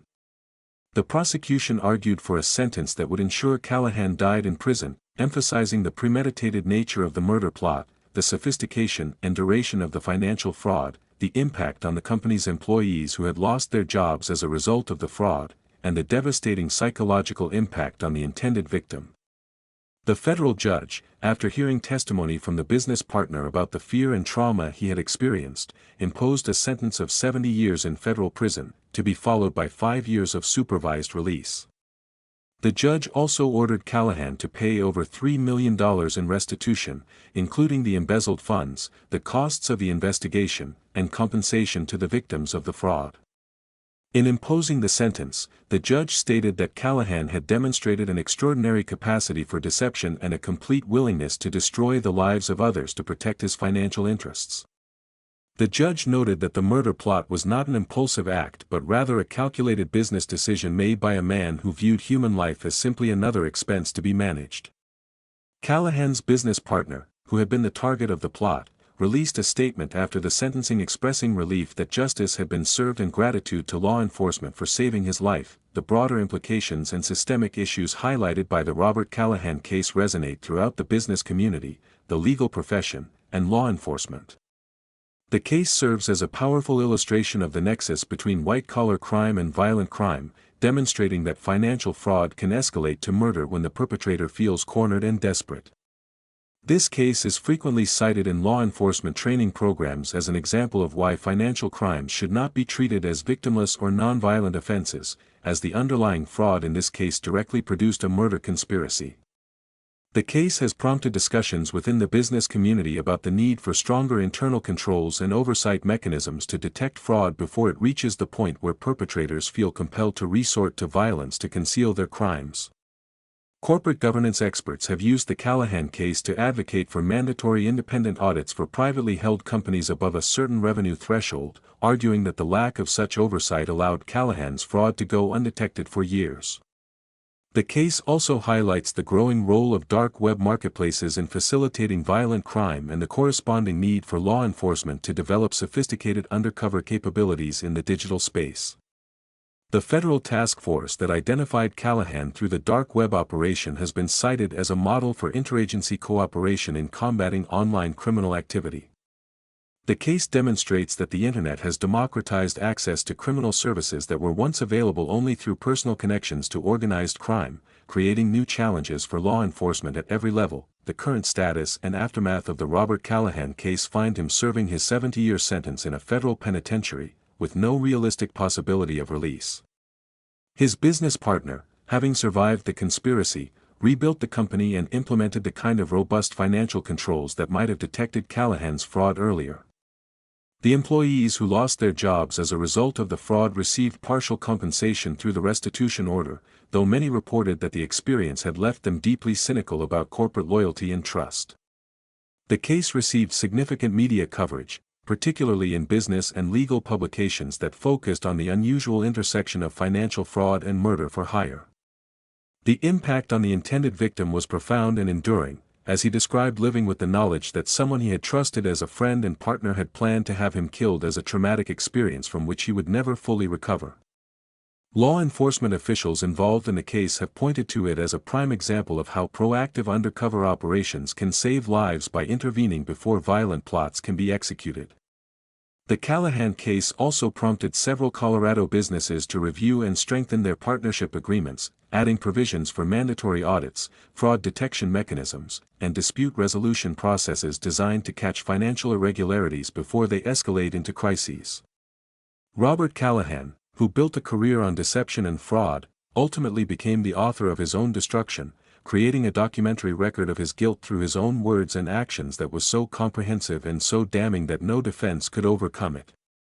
He will spend the rest of his life in a federal prison cell, a consequence of his own greed, his own desperation, and his own catastrophic miscalculation that murder could solve problems that his intelligence should have told him were beyond solving. Number 6, Angela Prescott, a Georgia woman who arranged to have her estranged husband murdered just weeks before their divorce was to be finalized, motivated by a desire to avoid the financial settlement and retain custody of their children. Angela Prescott had been locked in a bitter, acrimonious divorce from her husband for over 2 years, a process that had drained their financial resources, damaged their reputations, and inflicted immense emotional harm on their 3 young children. As the divorce approached its final stages, it became clear that the court was going to order a substantially unfavorable financial settlement for Angela. The judge had indicated that she would be required to sell the marital home, divide the marital assets relatively evenly, and pay a significant amount of child support based on the custody arrangement, which was leaning toward joint custody with the husband having primary physical custody due to Angela's documented emotional instability. Angela, who had been a stay-at-home mother for over a decade and had no independent career or income, viewed this outcome as an existential catastrophe that would reduce her to poverty and strip her of the role that defined her identity as a mother. She became increasingly desperate as the final hearing date approached, fixating on the idea that the only way to avoid the devastating settlement was to eliminate her husband before the divorce became final. She convinced herself that if her husband died before the divorce was finalized, she would inherit his estate as his widow rather than receiving the reduced settlement as his ex-wife, and that she would automatically receive full custody of their children without the court's interference. The timeline of events leading to the crime was compressed and urgent, unfolding over a period of approximately 6 weeks before the scheduled final divorce hearing. Angela initially explored legal avenues to delay or modify the proceedings but was told by her own attorney that the judge was unlikely to change the proposed terms. This legal dead end pushed her toward extra-legal solutions. She confided in a cousin whom she believed was sympathetic to her plight, telling the cousin that she wished her husband were dead and that she was actively looking for someone to kill him. The cousin, horrified by the specificity and seriousness of Angela's statements, contacted the local sheriff's office in Georgia and agreed to cooperate with an undercover operation. Detectives quickly arranged for an undercover officer to pose as a hitman who had been recommended by the cousin.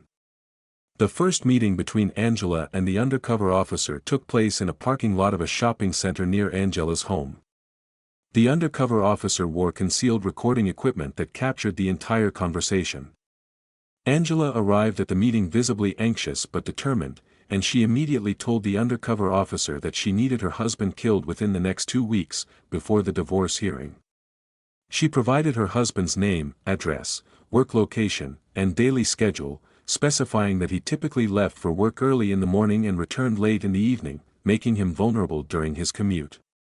She discussed methods of killing, suggesting that a staged car accident or a shooting made to look like a random robbery would be most effective. She told the undercover officer that she could pay $5,000 for the murder, all the money she had been able to accumulate. A second meeting was arranged for the following week, during which Angela provided the payment and finalized the details of the arrangement. The detailed account of the criminal act, as captured by the undercover operation, revealed Angela Prescott to be a woman driven to the brink of desperation by a legal process she perceived as fundamentally unjust. The recordings from the 2 meetings painted a picture of someone who was not inherently violent or sociopathic but who had convinced herself, through a process of rationalization and self-deception, that murder was a rational and necessary response to her circumstances. During the first meeting, Angela explained her motivations in detail, telling the undercover officer about the divorce, the pending settlement, and her terror of losing her children and her home. She acknowledged that what she was doing was wrong but argued that the legal system had left her with no other options. She spoke about her children with genuine emotion, describing how much she loved them and how she believed that killing their father was somehow an act of maternal protection. This twisted logic, in which murder was reframed as an act of love and self-defense, was deeply disturbing to the investigators who listened to the recordings. During the second meeting, Angela brought $5,000 in cash, which she had withdrawn from a personal account in small increments over the preceding days to avoid detection. She handed the money to the undercover officer and asked for confirmation that the murder would be carried out before the divorce hearing. The undercover officer assured her that the job would be done and asked her one final time if she was certain. Angela replied that she was certain and that she just wanted it to be over. The recordings captured every word of these exchanges, including the subtle shifts in Angela's voice that revealed both her anxiety and her grim determination. The investigation process and evidence gathering in the Angela Prescott case followed standard protocols for murder-for-hire investigations in Georgia but moved with unusual urgency due to the compressed timeline. The local sheriff's office, which handled the investigation, assigned its most experienced detectives to the case to ensure that the operation was conducted flawlessly within the limited window of time available. The primary evidence consisted of the audio and video recordings from the 2 undercover meetings, which were of good quality and captured Angela's statements clearly. Forensic audio experts verified the authenticity of the recordings and confirmed that they had not been altered. In addition to the recordings, investigators gathered corroborating evidence that supported the prosecution's case. Bank records confirmed that Angela had withdrawn $5,000 in cash in the days leading up to the second meeting, matching the amount she provided to the undercover officer. Phone records documented communications between Angela and the cousin who served as the intermediary, establishing the timeline of the conspiracy. Investigators also obtained the divorce court files, which confirmed the approaching final hearing date and the unfavorable terms that Angela was facing, establishing the clear motive for the crime. Digital forensics teams analyzed Angela's phone, discovering internet searches for ways to cause a car accident, how to hire a killer, and the legal implications of a spouse dying before a divorce is finalized. These searches provided powerful additional evidence of premeditation and criminal intent. The cousin who had contacted law enforcement was thoroughly debriefed and prepared for testimony, with investigators taking careful steps to document their cooperation and establish their credibility. The evidence package was presented to the local district attorney, who filed charges of solicitation of murder and conspiracy to commit murder. the arrest circumstances for Angela Prescott were designed to be swift and controlled, occurring just days after the second undercover meeting and before the scheduled divorce hearing. Detectives determined that the most appropriate location for the arrest was Angela's home, as they wanted to ensure that she was taken into custody in a safe and controlled environment and that any potential evidence in the home could be secured simultaneously. A team of officers arrived at her residence in the early morning, knocked on the door, and identified themselves.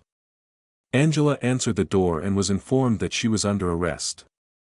She was escorted from the home in handcuffs while a second team of officers conducted a search of the premises. The search yielded additional financial documents, a notebook containing handwritten notes about her husband's schedule and routines, and her phone, which contained the incriminating internet searches. Angela was transported to the county detention center, where she was processed on the charges. During the post-arrest interview, Angela initially denied everything, claiming that the cousin had fabricated the story out of a personal grudge. However, when detectives played excerpts from the undercover recordings, including the moment when she handed over the $5,000 in cash, her denials collapsed. She became hysterical, sobbing and screaming that she had been driven to it by the unfairness of the divorce and the threat of losing her children. She made several incriminating statements during this emotional outburst before detectives terminated the interview and allowed her to contact an attorney. Her bail was set at a very high amount, reflecting both the severity of the charges and concerns about her potential flight risk and danger to her husband. The trial proceedings and key testimony in the Angela Prescott case were emotionally charged, as the personal details of the divorce and the custody dispute were laid bare in a public courtroom. The prosecution presented the undercover recordings as the centerpiece of their case, playing them in full for the jury. The lead prosecutor guided the jury through the recordings, highlighting the specific moments where Angela demonstrated clear criminal intent, provided operational details for the murder, and handed over the cash payment. The undercover officer testified about the operation, describing Angela's demeanor and the specificity of the information she provided. The cousin who had contacted law enforcement testified about Angela's initial statements and the fear they had felt upon realizing the plot was real. The prosecution called the divorce attorney who had been representing Angela's husband, who testified about the pending settlement terms and confirmed that Angela stood to lose significantly in the divorce. A child custody evaluator also testified, describing the recommendations that had been made regarding custody and the basis for those recommendations, which included concerns about Angela's emotional stability. The defense mounted a desperate effort centered on the argument that Angela had been suffering from a severe mental health crisis at the time of the offense. They called a forensic psychologist who diagnosed Angela with major depressive disorder and adjustment disorder, arguing that her judgment had been so severely impaired by her mental health condition that she could not have formed the specific intent required for the crimes charged. They also attempted to argue entrapment, claiming that the undercover officer had encouraged Angela to proceed with the plot when she was expressing doubts. The prosecution dismantled both arguments, pointing out that Angela had independently sought a hitman before law enforcement was involved and that her careful planning, including the surveillance, the financial preparation, and the detailed instructions to the undercover officer, demonstrated clear and specific intent. The sentencing and legal outcome for Angela Prescott reflected the court's struggle to balance accountability with compassion for a woman who had been driven to criminal behavior by genuine emotional distress. The judge acknowledged the severe stress Angela had been under during the divorce proceedings but emphasized that the appropriate response to an unfavorable legal outcome is to appeal through the legal system, not to hire someone to commit murder. Under Georgia sentencing guidelines, solicitation of murder carries a potential sentence of 10 to 30 years in prison. The prosecution requested a sentence of 25 years, arguing that a strong deterrent message was needed and that Angela had demonstrated a willingness to kill that posed a continuing danger to the community. The defense pleaded for a sentence of 10 years or less, citing Angela's lack of prior criminal history, her mental health struggles, and the fact that she was the primary caregiver for 3 children. The judge sentenced Angela to 18 years in the Georgia Department of Corrections, with 3 years suspended on the condition that she complete intensive mental health treatment and have no contact with her husband upon release.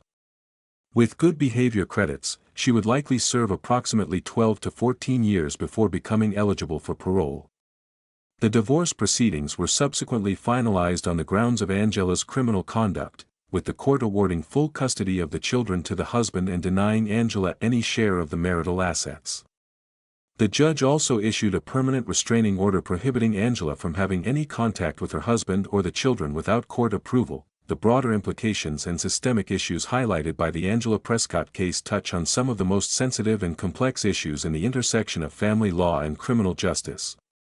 The case serves as a powerful illustration of how the adversarial nature of divorce proceedings can drive individuals to desperate and destructive behavior, particularly when they feel that the legal system is not adequately protecting their interests or the interests of their children.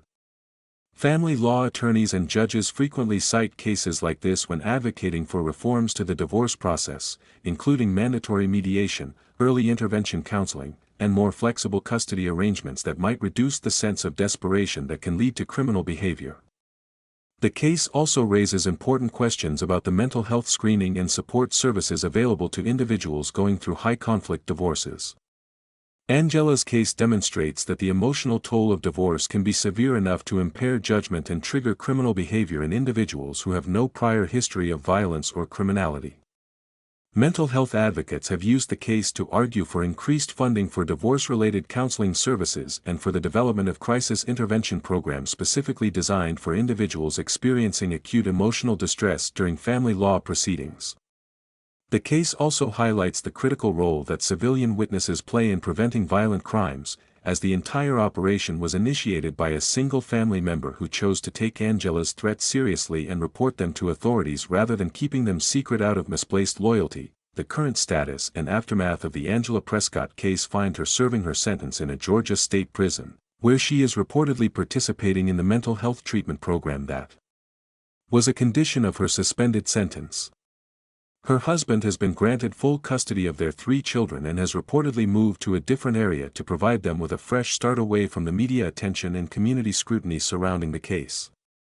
The children, who were young enough at the time of the crime to not fully understand what had happened, are being raised with the knowledge that their mother made very bad choices but are being shielded from the most disturbing details of the case until they are old enough to process them appropriately. The cousin who reported Angela to law enforcement has reportedly struggled with guilt and family conflict as a result of their decision, even though that decision unquestionably saved a life. The case received significant local media coverage in Georgia, with commentators focusing on the tragic intersection of family court, mental health, and criminal justice.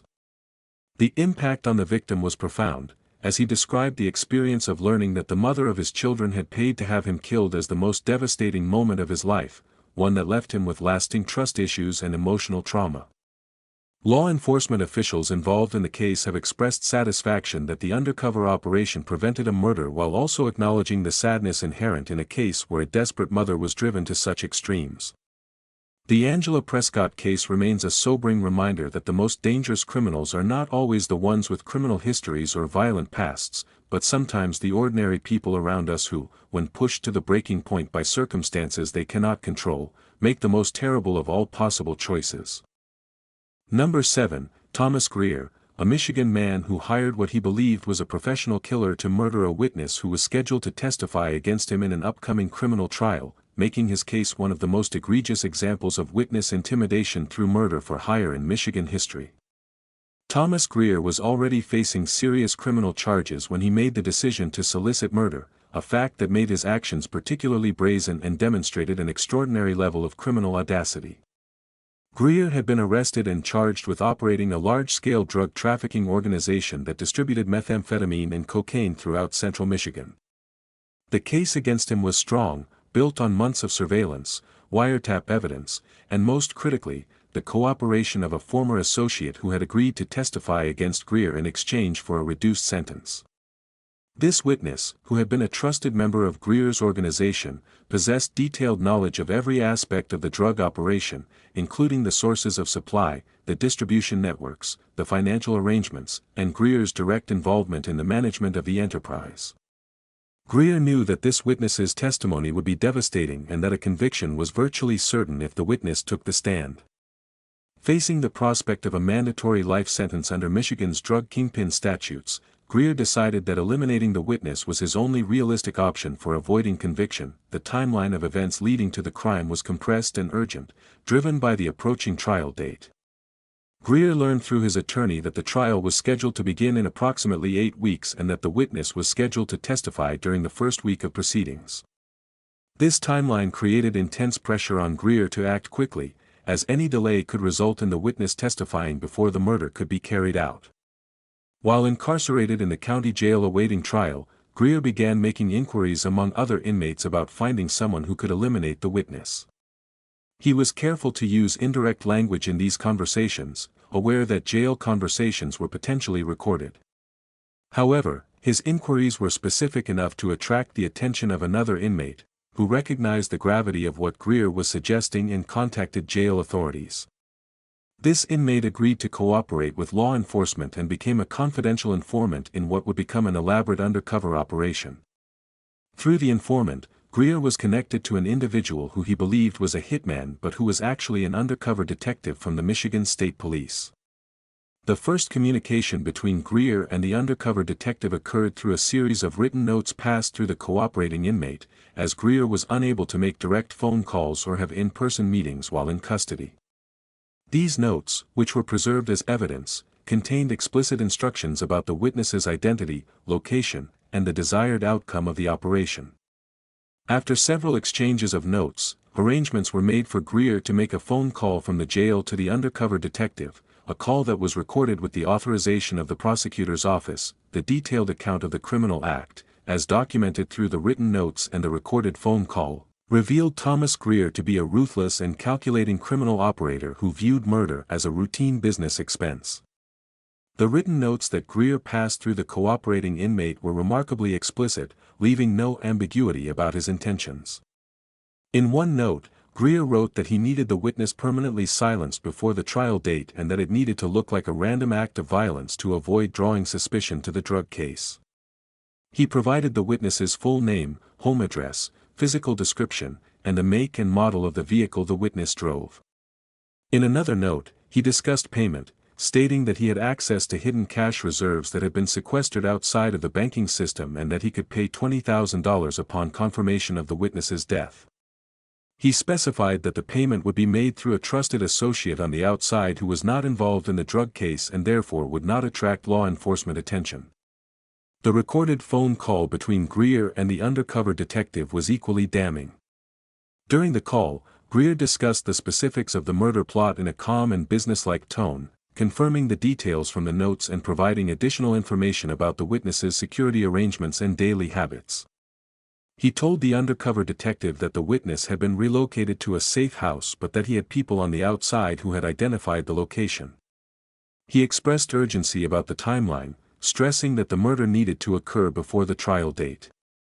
When the undercover detective asked Greer how he could be certain that the job would be done properly, Greer replied that he had a reputation for getting things done and that the detective would be paid in full regardless of the outcome, as long as the witness was dead before the trial.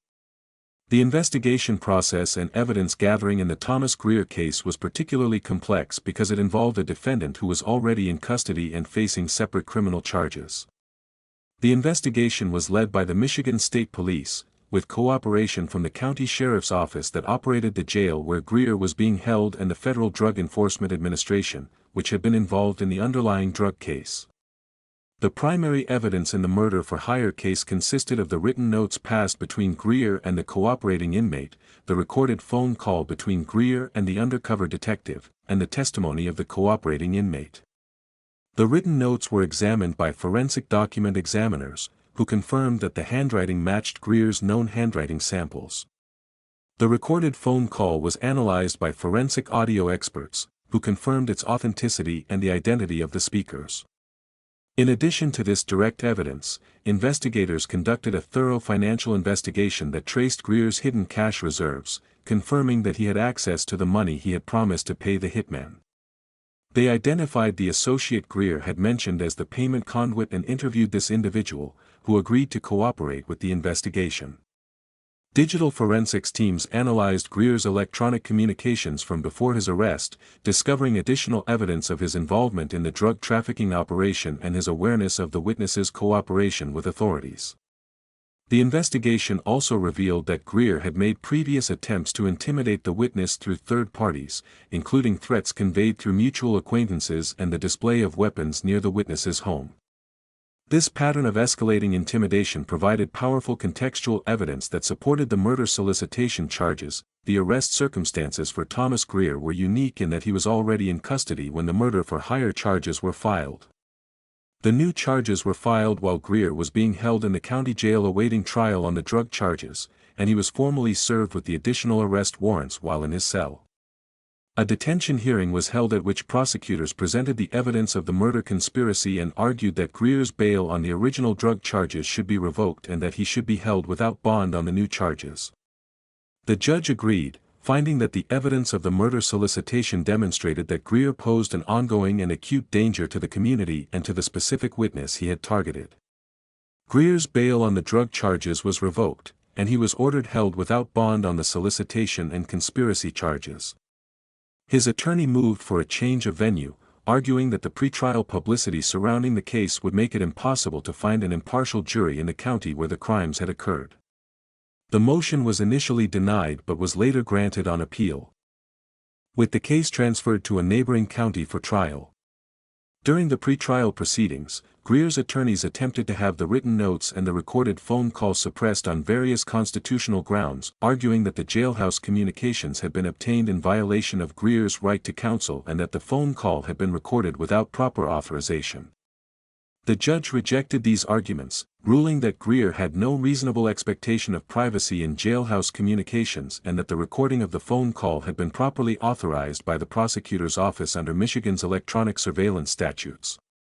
The trial proceedings and key testimony in the case of the people of the state of Michigan versus Thomas Greer were dominated by the extraordinary evidence of the murder conspiracy, which was so compelling that the defense struggled to mount any meaningful challenge. The prosecution opened its case by introducing the written notes that Greer had passed to the cooperating inmate, projecting them on a screen for the jury to read. The lead prosecutor then played the recorded phone call in its entirety, allowing the jury to hear Greer's own voice discussing the details of the murder plot.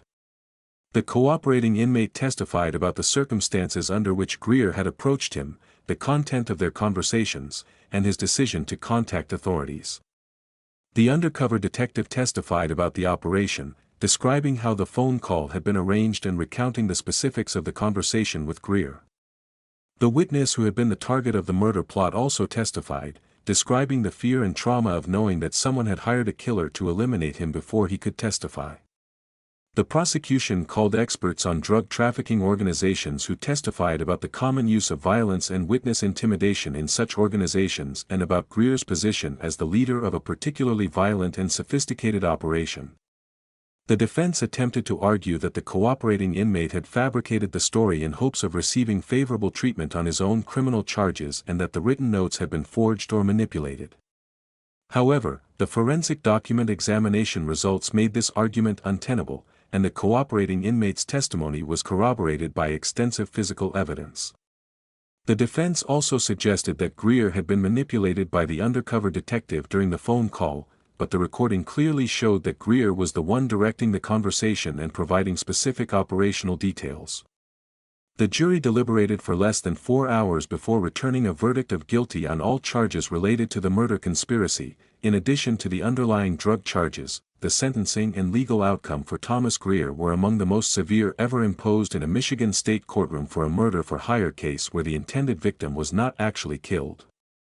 The judge, recognizing the extraordinary threat Greer posed to the administration of justice and the safety of witnesses, imposed the maximum sentence available on every count. On the solicitation of murder charge, Greer was sentenced to life in prison.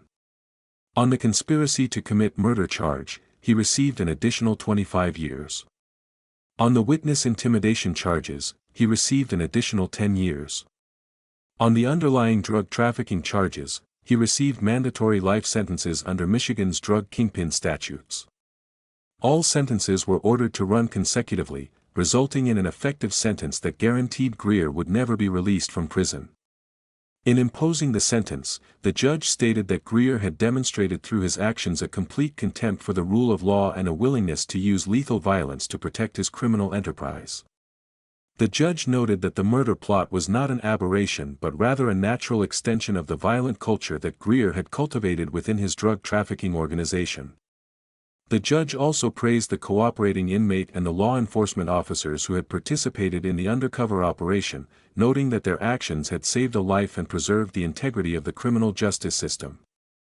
The witness who had been targeted by the plot testified at the sentencing hearing, telling the judge about the fear he had lived with and expressing his gratitude that Greer would never be free to threaten him or anyone else again. The broader implications and systemic issues highlighted by the Thomas Greer case resonate throughout the criminal justice system, particularly in the areas of witness protection, jail security, and the prosecution of organized crime. The case serves as a powerful illustration of the extraordinary lengths to which criminal defendants will go to silence witnesses and avoid conviction, and it underscores the critical importance of robust witness protection programs at both the state and federal levels. The fact that Greer was able to orchestrate a murder conspiracy from inside a county jail raised serious questions about jail security protocols and the ability of incarcerated defendants to communicate with the outside world for criminal purposes. In the aftermath of the case, the county sheriff's office conducted a comprehensive review of its jail security procedures and implemented several changes, including enhanced monitoring of inmate communications, increased restrictions on inmate access to writing materials and phones, and improved protocols for identifying and managing inmates who posed a threat to witnesses. The case also highlighted the dangers faced by cooperating witnesses in drug trafficking cases, many of whom receive inadequate protection despite the enormous risks they take by agreeing to testify. The case has been cited in legislative hearings on witness protection funding, with advocates pointing to Greer's plot as evidence that current protections are insufficient to deter determined criminals from targeting witnesses. The case is also studied extensively in law enforcement training programs as an example of how to effectively investigate and prosecute witness intimidation through murder for hire, with particular emphasis on the use of cooperating inmates and undercover operations in correctional settings. The current status and aftermath of the Thomas Greer case find him incarcerated in a Michigan state maximum security prison, where he will spend the remainder of his natural life with absolutely no possibility of release. The witness whose life he attempted to end has completed his cooperation with authorities and has entered the Federal Witness Protection Program, assuming a new identity and relocating to an undisclosed location to ensure his ongoing safety. The drug trafficking organization that Greer built was dismantled as a result of the investigation, with over a dozen additional individuals arrested and prosecuted based on the evidence gathered during the operation. The cooperating inmate who initially reported Greer's plot received a significant reduction in his own sentence and was relocated to a different facility for his protection. The case received extensive media coverage throughout Michigan, with commentators focusing on the audacity of Greer's attempt to orchestrate a murder from inside a jail cell and the effectiveness of the law enforcement response. The impact on the criminal justice system in Michigan was significant, as the case prompted a statewide review of witness protection protocols and jail security measures. Law enforcement officials involved in the case have pointed to it as a defining example of how proactive investigation and the effective use of undercover operations can not only prevent violent crimes but also protect the fundamental integrity of the justice system itself. Thomas Greer, who believed that his power and influence extended even beyond the walls of his jail cell, learned the ultimate lesson about the limits of criminal power when confronted by a determined and sophisticated law enforcement apparatus that was every bit as relentless and calculating as he was.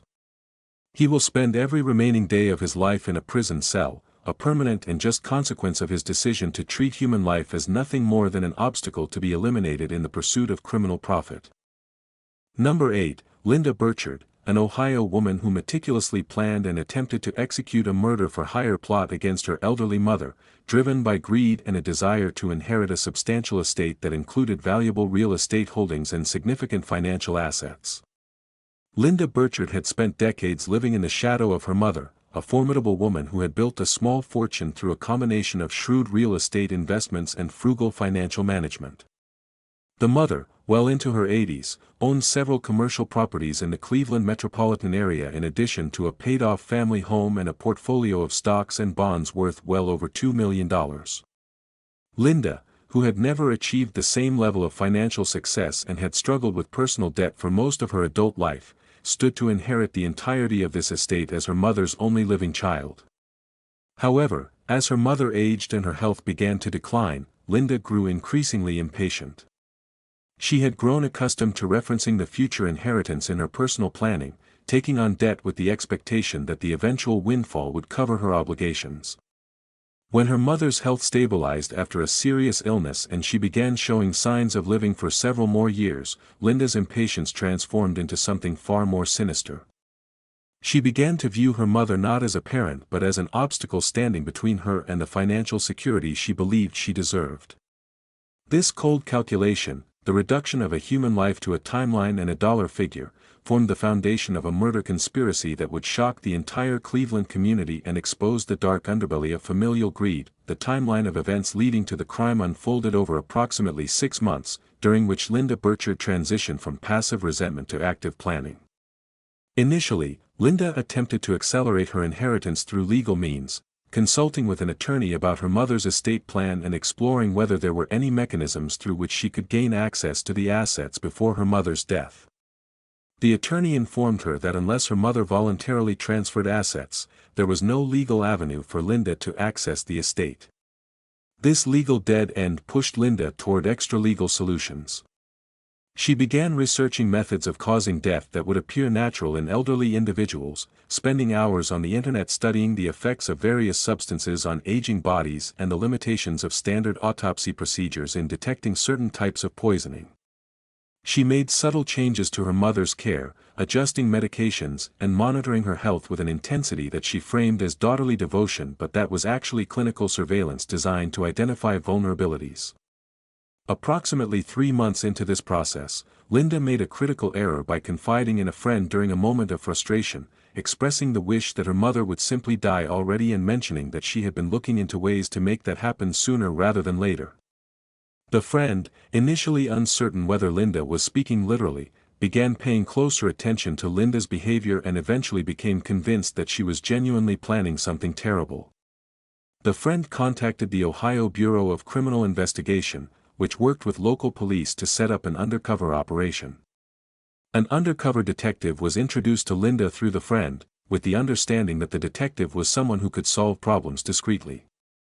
The first meeting between Linda and the undercover detective took place at a coffee shop in a suburban Cleveland shopping center, a seemingly innocuous location chosen specifically because it was public enough to avoid suspicion but controlled enough to facilitate effective surveillance and recording. The detailed account of the criminal act, as captured through the undercover operation, revealed Linda Burchard to be a woman whose greed had completely overwhelmed any remaining capacity for human empathy or moral reasoning.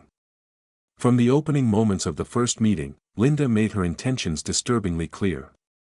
She told the undercover detective that she needed her mother killed and that it needed to look like a natural death or a complication of her existing health conditions. She provided detailed information about her mother's medical conditions, her medication regimen, and her daily routine, demonstrating the months of surveillance and research she had conducted. She discussed specific methods of poisoning that she believed would be undetectable, naming substances she had researched online and asking the undercover detective whether he had access to them. She was recorded discussing the financial aspects of the inheritance in detail, telling the undercover detective exactly what she stood to gain and even mentioning specific debts she intended to pay off with the inherited money. A second meeting was arranged for the following week at a different location. At this second meeting, Linda provided what she believed was a down payment for the murder, handing the undercover detective an envelope containing $5,000 in cash that she had withdrawn from her personal account in increments over the preceding days. She also provided a written note containing her mother's medication schedule and the contact information for her mother's physician, explaining that this information would help the killer time the murder to coincide with a period when her mother's health was already fragile, making the death appear to be a natural progression of her existing conditions. A third meeting was planned at which the final details were to be confirmed, but this meeting never took place because investigators had by then gathered more than sufficient evidence to proceed with charges. The investigation process and evidence gathering in the Linda Burchard case was handled jointly by the Ohio Bureau of Criminal Investigation and the local police department, with support from the county prosecutor's office. The primary evidence consisted of the audio and video recordings from the 2 undercover meetings, which were of exceptional quality and captured Linda's statements with devastating clarity. Forensic audio experts verified the authenticity of the recordings and confirmed that they had not been edited or altered in any way. In addition to the recordings, investigators gathered extensive corroborating evidence that painted a comprehensive picture of Linda's premeditation and motive.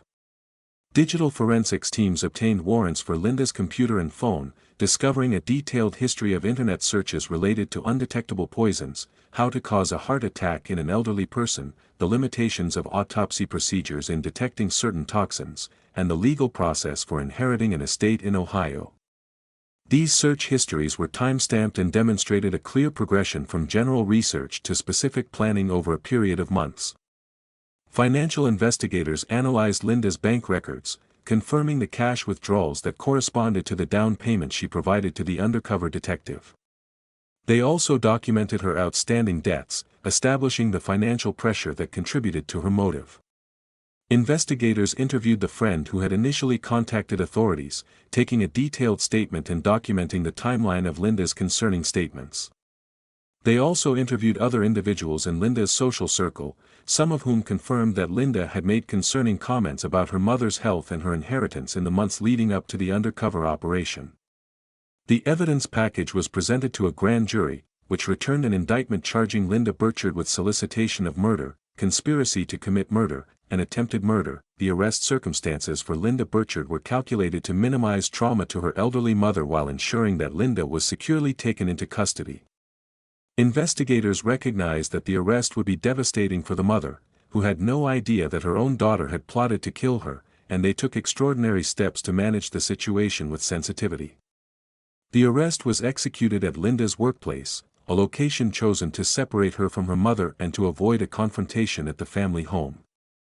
A team of officers arrived at Linda's place of employment during business hours and escorted her to a private area where she was informed that she was under arrest. She was then transported to the county jail, where she was processed on the charges. Simultaneously, a separate team of officers and a victim advocate visited Linda's mother at her home to inform her of the situation. This was the most emotionally difficult aspect of the entire operation, as the investigators had to explain to an elderly woman that her only child had paid someone to kill her. The mother's reaction was described by those present as one of complete and utter devastation, a response so profound that even seasoned law enforcement officers were visibly affected. Adult protective services were engaged to ensure that the mother had appropriate care and support in the immediate aftermath of the revelation. During the booking process at the jail, Linda was confronted with selected excerpts from the undercover recordings.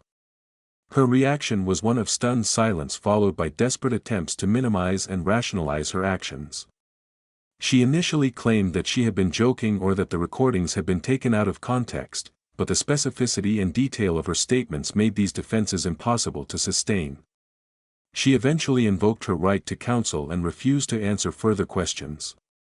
Her bail was set at an extremely high amount, and she was required to surrender her passport and have no contact with her mother as conditions of any potential release. The trial proceedings and key testimony in the case of the state of Ohio versus Linda Burchard were marked by a level of emotional intensity that was unusual even by the standards of murder-for-hire cases, given the familial relationship between the defendant and the intended victim. The prosecution presented the undercover recordings as the centerpiece of their case, playing them in their entirety for the jury.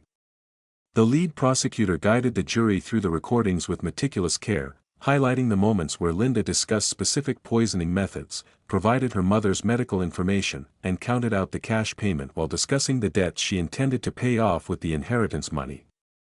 The undercover detective testified about the operation, describing Linda's calm and calculated demeanor during their meetings and noting that she displayed no emotion whatsoever when discussing the murder of her own mother. The friend who had contacted law enforcement testified about the evolution of Linda's statements, describing how they had progressed from vague expressions of frustration to specific discussions of murder. Digital forensics experts presented the results of their analysis of Linda's computer, showing the jury the internet search history that documented months of research into killing methods and estate inheritance law. Financial analysts testified about Linda's debts and the substantial inheritance she stood to receive, establishing a clear and powerful financial motive. The defense attempted to mount a mental health defense, arguing that Linda suffered from a dependent personality disorder that had made her susceptible to the undercover detective's suggestions and that she lacked the capacity to form the specific intent required for the crimes charged. They called a forensic psychologist who testified about Linda's psychological profile and suggested that her behavior was consistent with a person who was role-playing rather than genuinely planning a murder. The prosecution's rebuttal was devastating, as the lead prosecutor pointed out that months of independent research, detailed surveillance of her mother's medical condition, and the careful preparation of a cash payment were entirely inconsistent with role-playing or impulsive behavior. The sentencing and legal outcome for Linda Burchard reflected the court's determination that the betrayal of the parent-child relationship in the pursuit of financial gain was among the most morally repugnant crimes imaginable. The judge, speaking directly to Linda before imposing the sentence, described her actions as a fundamental perversion of the natural order and a betrayal so profound that it defied comprehension. Under Ohio sentencing guidelines, solicitation of murder carries a potential sentence of 11 years to life in prison, while conspiracy and attempted murder carry additional significant penalties. The prosecution argued for a sentence that would ensure Linda spent the remainder of her life in prison, emphasizing the premeditation, the financial motive, the targeting of a vulnerable elderly person, and the complete absence of remorse. The defense pleaded for leniency, citing Linda's lack of prior criminal history and the psychological factors that they argued had contributed to her behavior. The judge sentenced Linda to 15 years to life on the solicitation charge, 11 years on the conspiracy charge, and 11 years on the attempted murder charge, with all sentences to run consecutively. The effective minimum sentence was 37 years before parole eligibility, ensuring that Linda would be well into her 90s before she could even be considered for release.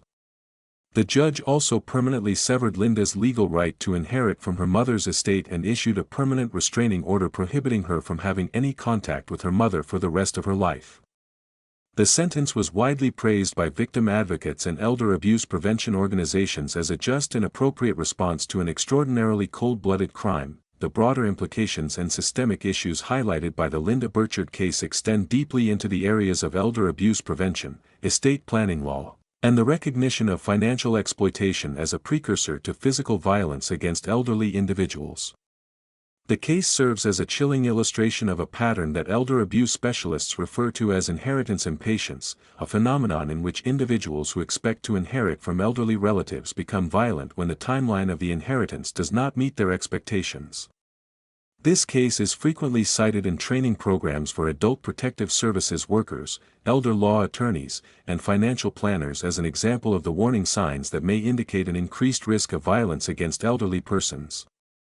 These warning signs include expressions of impatience about inheritance timelines, excessive interest in the elderly person's health and medication, attempts to isolate the elderly person from other family members or friends, and sudden changes in the caregiver's behavior or demeanor. The case has prompted several Ohio legislators to introduce bills aimed at strengthening the state's elder abuse laws, including provisions that would require financial institutions to report suspicious patterns of activity in accounts belonging to elderly individuals when there is evidence of potential exploitation by family members.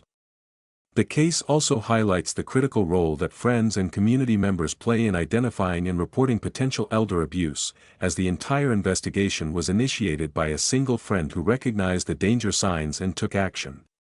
Elder abuse prevention organizations have used the Burchard case in public awareness campaigns, urging people to pay attention to the behavior of family members who stand to inherit and to report any concerns to authorities. The current status and aftermath of the Linda Burchard case find her incarcerated in an Ohio state prison, serving a sentence that virtually guarantees she will die behind bars. Her mother, who survived the plot physically unharmed, was left to cope with the emotional devastation of learning that her only child had planned to murder her for money. The mother was placed under the care of a court-appointed guardian and moved to an assisted living facility where she could receive the support and supervision she needed. She reportedly never visited Linda in prison and refused to have any further contact with her. The case received extensive media coverage throughout Ohio and beyond, with national news networks picking up the story due to its sensational and deeply disturbing nature. The coverage focused heavily on the betrayal of the mother-daughter relationship and the cold financial calculation that drove Linda's actions. The impact on the community was significant, as the case served as a stark reminder that elder abuse can take many forms, including the most extreme form of violence, and that the perpetrators are often the very people trusted to care for the elderly victim.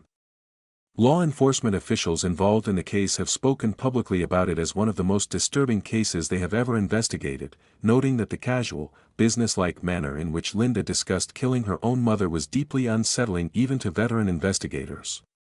The Linda Burchard case stands as a permanent and sobering testament to the fact that the bond between parent and child, often considered the most sacred and inviolable of human relationships, can be shattered by the corrosive power of greed, and that no amount of money is worth the destruction of a human life and the betrayal of a mother's love. Number 9. Victor Salinas, a Nevada man who orchestrated a murder-for-hire plot against his ex-wife from inside a state prison, where he was already serving a sentence for domestic violence against the same woman, making his case one of the most brazen examples of ongoing intimate partner violence through proxy violence in Nevada history. Victor Salinas had a long and documented history of domestic violence against his ex-wife, a pattern of abuse that had spanned the entirety of their marriage and had resulted in multiple police calls, protective orders, and eventually criminal charges that led to his incarceration. Despite the prison sentence, Salinas remained obsessed with his ex-wife, viewing her not as a human being with rights and autonomy but as his property, a possession that had been unjustly taken from him by the legal system. From inside his prison cell, Salinas maintained a relentless campaign of harassment and intimidation against his ex-wife, using other inmates, friends on the outside, and even his own family members as conduits for messages threatening further violence. When these efforts failed to compel his ex-wife to drop the protective order or to otherwise reassert his control over her, Salinas decided that the only remaining option was to have her killed. His decision to pursue murder while already incarcerated for violence against the same victim demonstrated an extraordinary level of criminal audacity and a complete disregard for the consequences of his actions, a combination that made him one of the most dangerous domestic violence offenders in the Nevada correctional system. The timeline of events leading to the crime was compressed and driven by Salinas's obsessive need to reassert control over his ex-wife. Approximately 6 months into his prison sentence, Salinas began making inquiries among other inmates about finding someone on the outside who could carry out a killing. He was careful to use indirect language, aware that his communications were being monitored by prison authorities as a condition of his domestic violence sentence. However, his inquiries were persistent and specific enough to attract the attention of a fellow inmate who recognized the potential danger and contacted prison officials. This inmate agreed to cooperate with authorities and became a confidential informant, setting in motion an undercover operation that would span several weeks. Through the informant, Salinas was connected to an individual who he believed was a hitman affiliated with a criminal organization but who was actually an undercover detective from the Nevada Department of Public Safety. The communications between Salinas and the undercover detective were conducted through a combination of written notes passed through the cooperating inmate and a single monitored phone call that was arranged with the authorization of prison authorities and the prosecutor's office. The notes, which were carefully preserved as evidence, contained explicit instructions about the ex-wife's identity, location, daily routine, and the desired outcome of the operation. The phone call, which was recorded, provided additional details and confirmed the agreements made through the written notes. The entire operation, from the initial inquiry to the final piece of evidence, took approximately 3 weeks, a remarkably short period that reflected both Salinas's urgency and the efficiency of the law enforcement response. The detailed account of the criminal act, as documented through the written notes and the recorded phone call, revealed Victor Salinas to be a man whose obsession with his ex-wife had completely eclipsed any remaining capacity for rational thought or moral judgment. The written notes that Salinas passed through the cooperating inmate were explicit and detailed, leaving absolutely no ambiguity about his intentions. In one note, Salinas wrote that he needed his ex-wife eliminated permanently and that it needed to look like a random act of violence or a home invasion robbery to avoid drawing attention to him. He provided her full name, her current address, the make and model of her car, and the license plate number. He described her daily routine in precise detail, including the times she left for work, the route she drove, and the fact that she lived alone. In another note, he discussed payment, stating that he had a friend on the outside who would deliver $15,000 in cash upon confirmation of the murder. He specified that the payment should be made to a third party rather than directly to the killer, adding a layer of complexity that he believed would protect his identity. The monitored phone call between Salinas and the undercover detective was equally damning. During the call, Salinas spoke about his ex-wife with a venom and hatred that was described by investigators as visceral and terrifying. He told the undercover detective that she had ruined his life by sending him to prison and that killing her was the only way he could ever be free of her control. He provided additional details about the murder, including suggestions about how to enter her home and what weapons to use.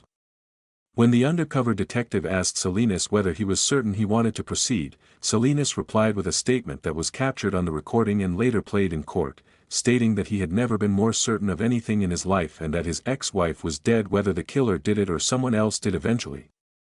The investigation process and evidence gathering in the Victor Salinas case was particularly complex because it involved a defendant who was already incarcerated and because the communications had to be conducted through intermediary channels.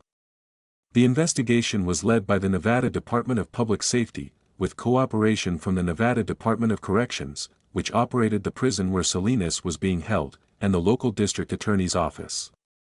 The primary evidence consisted of the written notes passed between Salinas and the cooperating inmate and the recorded phone call between Salinas and the undercover detective. The written notes were examined by forensic document examiners, who confirmed that the handwriting matched Salinas's known samples and that the paper and ink were consistent with materials available within the prison. The recorded phone call was analyzed by forensic audio experts, who confirmed its authenticity and verified the identities of both speakers through voice analysis. In addition to this direct evidence, investigators conducted a thorough investigation into Salinas's background and his history of domestic violence. They obtained the complete police records from all of the domestic violence incidents, which documented a pattern of escalating physical and psychological abuse over the course of the marriage. They obtained the protective order records, which documented Salinas's repeated violations and his ongoing harassment of his ex-wife from prison. They identified and interviewed the friend whom Salinas had mentioned as the payment conduit, and this individual agreed to cooperate with the investigation, providing additional evidence of Salinas's intentions. Digital forensics teams analyzed Salinas's phone records from before his incarceration, discovering additional evidence of his abusive behavior and his obsession with his ex-wife.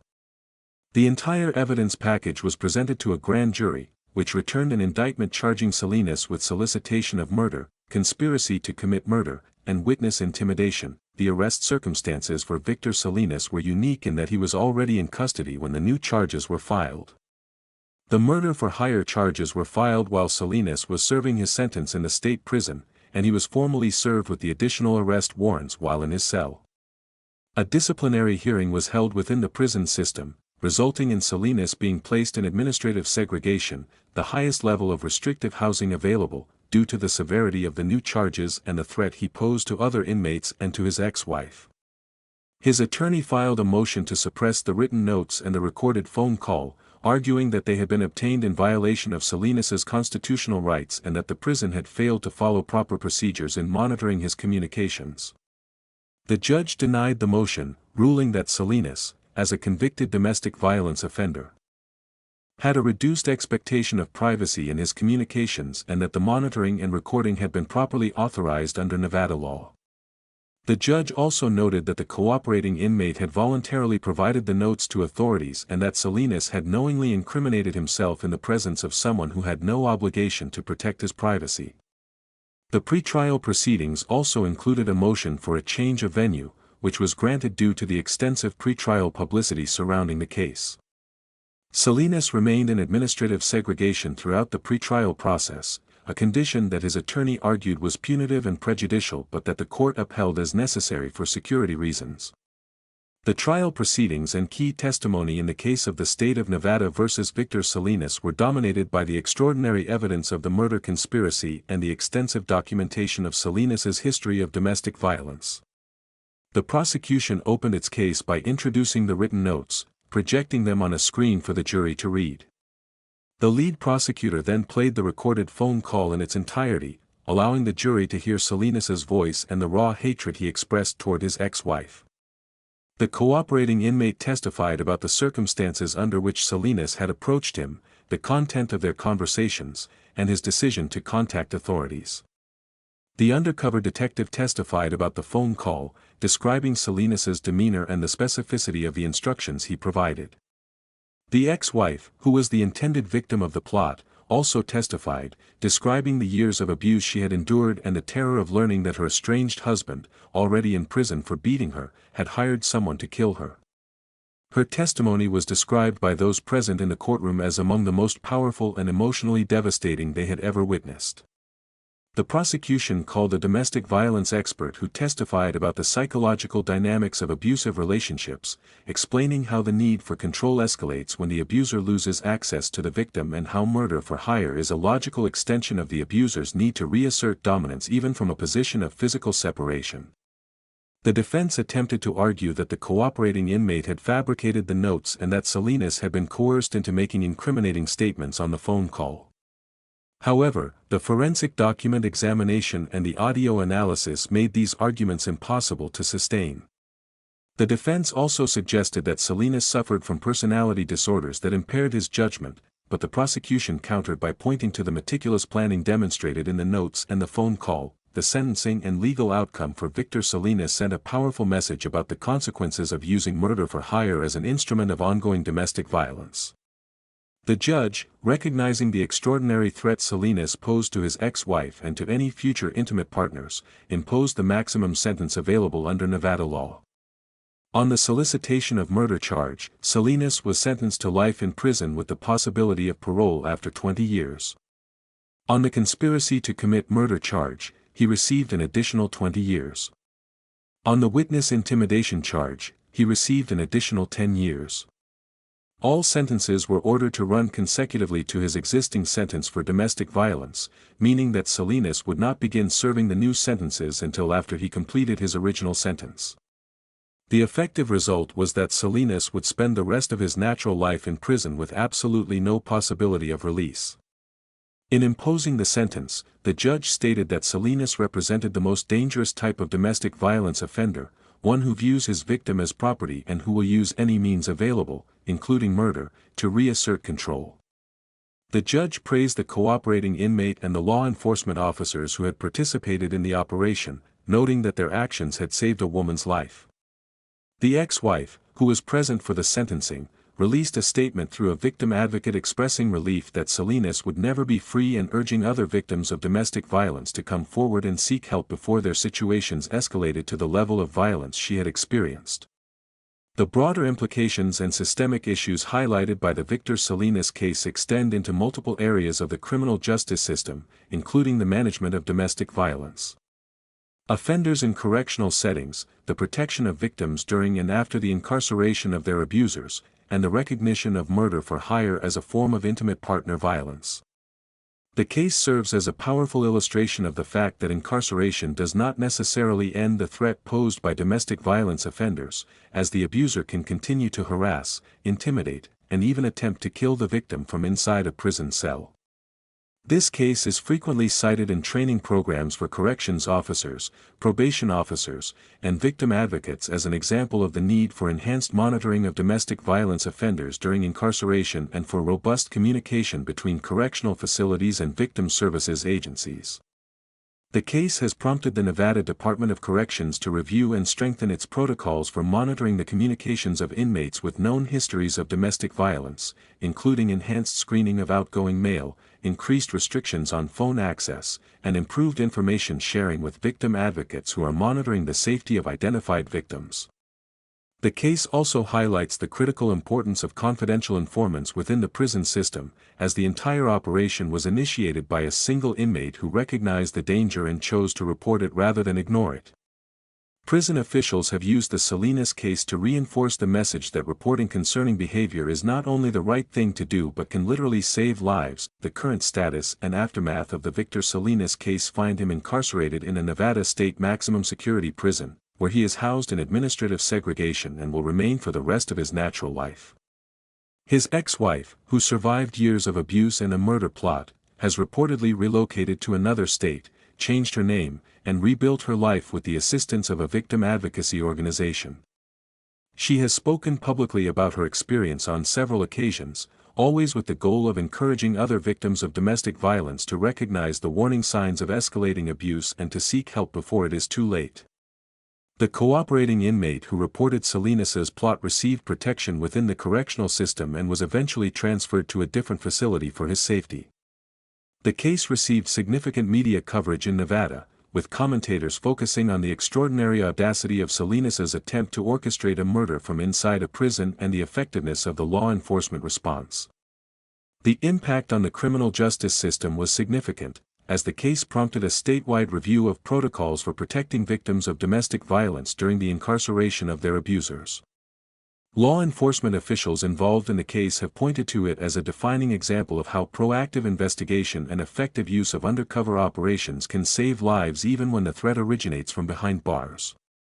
Victor Salinas, who believed that prison walls could not contain his need for control and his hatred for the woman who had defied him, learned that the reach of the criminal justice system extends even into the most restrictive corners of the correctional system, and that no amount of planning or cunning can overcome a determined and sophisticated law enforcement response.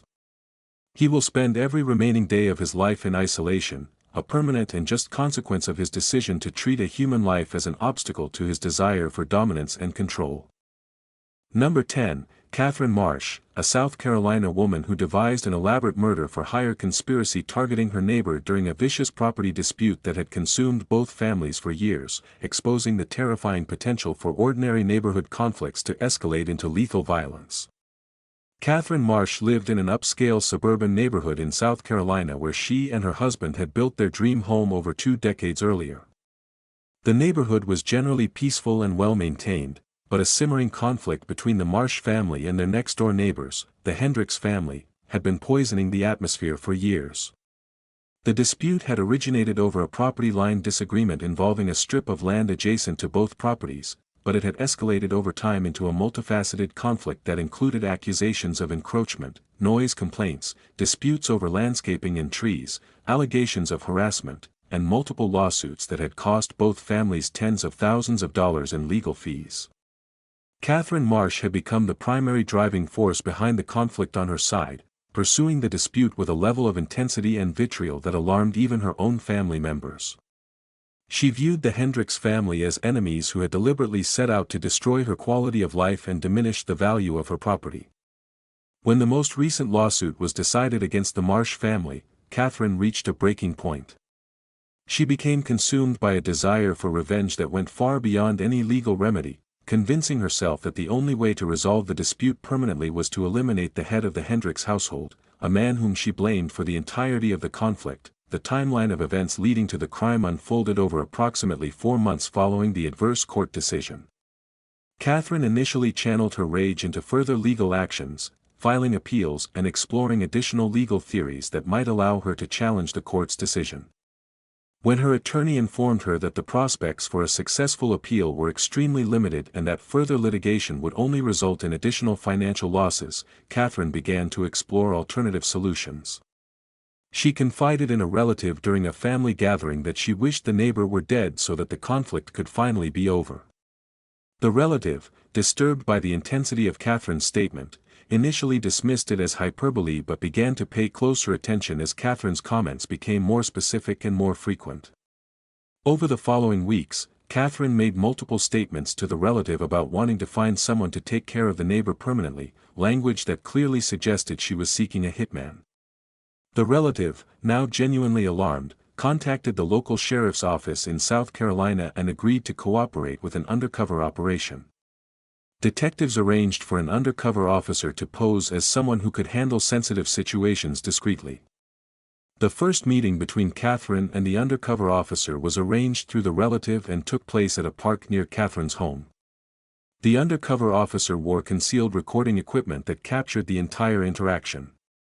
Catherine arrived at the meeting alone and immediately began discussing the neighbor dispute, providing extensive background on the conflict and explaining why she believed violence was the only remaining option. The detailed account of the criminal act, as captured through the undercover operation, revealed Catherine Marsh to be a woman whose obsession with a property dispute had completely overwhelmed her sense of proportion and morality. During the first meeting, Catherine provided the undercover officer with the neighbor's full name, home address, physical description, vehicle information, and daily routine. She discussed the dispute in exhaustive detail, recounting every perceived grievance and every slight she had suffered at the hands of the Hendricks family over the years. She told the undercover officer that she had consulted with attorneys, filed lawsuits, and contacted local government officials, all to no avail, and that she had reached the conclusion that the legal system was incapable of providing justice. She specified that she wanted the neighbor killed in a manner that would not be traced back to her, suggesting a staged robbery or a random act of violence. She discussed the financial aspects of the arrangement, telling the undercover officer that she could pay $10,000 for the murder and that the money would come from her personal savings. A second meeting was arranged for the following week at a different location. At this second meeting, Catherine brought an envelope containing $10,000 in cash, which she handed to the undercover officer as payment for the murder. She also brought a handwritten note containing additional details about the neighbor's routine, including the times when he was typically alone at home and the locations where he walked his dog each evening. She asked the undercover officer to confirm that the murder would be carried out within the next 2 weeks, before the neighbor's attorneys could file any additional motions in the ongoing litigation.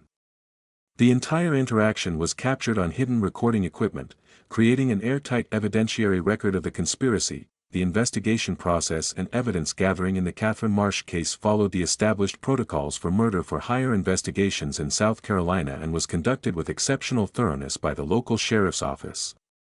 The primary evidence consisted of the audio and video recordings from the 2 undercover meetings, which were of excellent quality and captured Catherine's statements with complete clarity. Forensic audio experts verified the authenticity of the recordings and confirmed that they had not been altered. In addition to the recordings, investigators gathered extensive corroborating evidence that documented both the motive and the premeditation behind the conspiracy. Civil court records were obtained, providing a comprehensive history of the property dispute and confirming that Catherine had suffered an adverse decision shortly before the murder plot was initiated. Financial investigators analyzed Catherine's bank records, confirming the cash withdrawals that corresponded to the payment she provided to the undercover officer. Digital forensics teams obtained warrants for Catherine's phone and computer, discovering internet searches related to the neighbor's address, his public records, and general research into hiring someone to commit violence. The handwritten note that Catherine had provided to the undercover officer was examined by a forensic document examiner, who confirmed that the handwriting matched Catherine's known samples. The relative who had initially contacted law enforcement was thoroughly debriefed and prepared for testimony, with investigators taking careful steps to document their cooperation and establish their credibility. Neighbors were interviewed, several of whom confirmed that Catherine had made threatening or concerning statements about the Hendricks family in the months leading up to the undercover operation. The evidence package was comprehensive and overwhelming, leaving no reasonable doubt about Catherine's guilt. The arrest circumstances for Catherine Marsh were designed to be swift and decisive, occurring within days of the second undercover meeting. The sheriff's office determined that the most appropriate location for the arrest was Catherine's home, as they wanted to ensure that she was taken into custody in a controlled environment and that any potential evidence in the home could be secured simultaneously. A team of deputies arrived at Catherine's residence in the early morning hours and knocked on the door. Catherine's husband answered the door, and deputies asked to speak with Catherine, who was informed that she was under arrest. She was escorted from the home in handcuffs while a second team of deputies conducted a search of the premises. The search yielded additional financial documents, the telephone on which she had conducted internet searches, and handwritten notes related to the property dispute that contained threatening language about the neighbors. Catherine was transported to the county detention center, where she was processed on the charges. During the post-arrest interview, Catherine initially denied everything, claiming that the relative had fabricated the story and that the undercover operation was a misunderstanding. However, when detectives played excerpts from the recordings, including the moment when she handed over the $10,000 in cash and provided the handwritten note with the neighbor's schedule, her denials became increasingly desperate and incoherent. She eventually began sobbing and demanded to speak with an attorney. Her husband, who had reportedly been unaware of the murder plot, was described by investigators as being in a state of complete shock and disbelief. Catherine's bail was set at a very high amount, and she was required to have no contact with the Hendricks family as a condition of any potential release. The trial proceedings and key testimony in the case of the state of South Carolina versus Catherine Marsh attracted significant media attention due to the unusual nature of the dispute that had motivated the murder conspiracy. The prosecution presented the undercover recordings as the centerpiece of their case, playing them in their entirety for the jury. The lead prosecutor walked the jury through the recordings, highlighting the moments where Catherine demonstrated clear criminal intent, provided specific operational details for the murder, and handed over the cash payment while discussing the property dispute that had motivated the plot. The undercover officer testified about the operation, describing Catherine's demeanor during their meetings and noting that she appeared calm, focused, and completely serious about having her neighbor killed. The relative who had contacted law enforcement testified about Catherine's escalating statements and the fear they had felt upon realizing that she was genuinely planning to kill someone over a property dispute. The prosecution called the civil attorneys who had been involved in the property litigation, who testified about the history of the dispute and the adverse decision that had triggered Catherine's rage. They also called neighbors who testified about Catherine's increasingly hostile behavior toward the Hendricks family in the months leading up to the undercover operation. The defense attempted to argue that Catherine had been suffering from extreme stress and anxiety related to the property dispute and that this had impaired her judgment to the point where she could not form the specific intent required for the crimes charged. They called a forensic psychologist who testified about the psychological effects of prolonged litigation and property disputes. The prosecution's rebuttal focused on the meticulous planning Catherine had engaged in, including the surveillance, the financial preparation, and the detailed instructions to the undercover officer, all of which demonstrated clear intent rather than impaired judgment. The sentencing and legal outcome for Catherine Marsh reflected the court's determination that the escalation of a property dispute to murder for hire represented a fundamental threat to the safety and stability of every community. In South Carolina, the judge, speaking directly to Catherine before imposing the sentence, described her actions as an appalling abandonment of civilized norms and a chilling demonstration of how petty grievances can transform ordinary citizens into violent criminals when they lack the moral character to accept adverse outcomes. Under South Carolina sentencing guidelines, solicitation of murder carries a potential sentence of 30 years to life. The prosecution argued for a sentence at the higher end of the range, emphasizing the premeditation, the financial payment, the detailed planning, and the terrifying implication that a disagreement over a property line could lead to a contract killing. The defense pleaded for leniency, citing Catherine's lack of prior criminal history, her contributions to her community, and the psychological stress she had been under. The judge sentenced Catherine to 35 years in the South Carolina Department of Corrections, with parole eligibility after serving approximately 25 years. The judge also issued a permanent restraining order prohibiting Catherine from having any contact with the Hendricks family and ordering her to forfeit any claims related to the property dispute that had motivated the crime. The sentence was widely viewed as a strong statement that the courts would not tolerate the use of violence as a means of resolving civil disputes. The broader implications and systemic issues highlighted by the Catherine Marsh case resonate throughout the legal profession, the law enforcement community, and every neighborhood in America where disputes between neighbors have the potential to escalate beyond rational boundaries. The case serves as a powerful illustration of how ordinary civil disputes, when combined with an individual who lacks healthy coping mechanisms and moral boundaries, can escalate into lethal criminal behavior with virtually no warning. This case is frequently cited in training programs for mediators, arbitrators, and civil litigation attorneys as an example of the need to identify and respond to warning signs that a dispute is escalating beyond the bounds of normal adversarial proceedings. These warning signs include increasingly personal and hostile rhetoric, fixation on revenge rather than resolution, expressions of hopelessness about the legal process, and statements suggesting that extra-legal solutions may be necessary. The case has prompted several South Carolina bar associations to develop continuing education programs for civil attorneys focused on recognizing and managing high-conflict clients who may pose a risk of violence.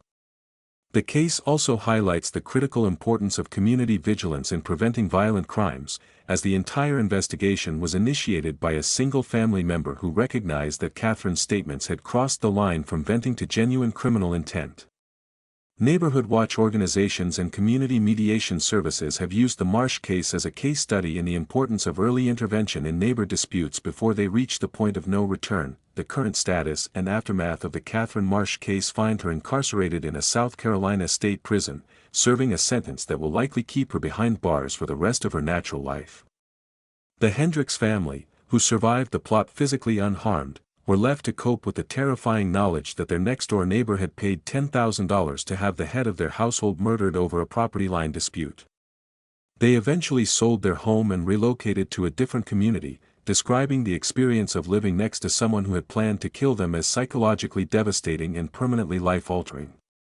Catherine's husband, who was blindsided by the revelation of the murder plot, filed for divorce and reportedly cut all ties with Catherine, describing the woman he thought he knew as a stranger. The case received extensive media coverage throughout South Carolina and was picked up by national news outlets due to the sensational nature of a murder conspiracy stemming from a neighbor dispute. The impact on the neighborhood where the Marsh and Hendricks families had lived was profound and lasting, as residents struggled to reconcile the ordinariness of the dispute with the extraordinary criminality of Catherine's response. Law enforcement officials involved in the case have spoken about it as a cautionary tale about the human capacity for escalation and the importance of taking threatening statements seriously regardless of their source or context. The Catherine Marsh case stands as a permanent reminder that the line between a heated argument and a contract killing can be crossed by ordinary people in ordinary neighborhoods when anger and obsession are allowed to fester without intervention, and that the early recognition and reporting of threatening behavior by friends, family members, and community members remains the most effective tool available for preventing violent crimes before they occur.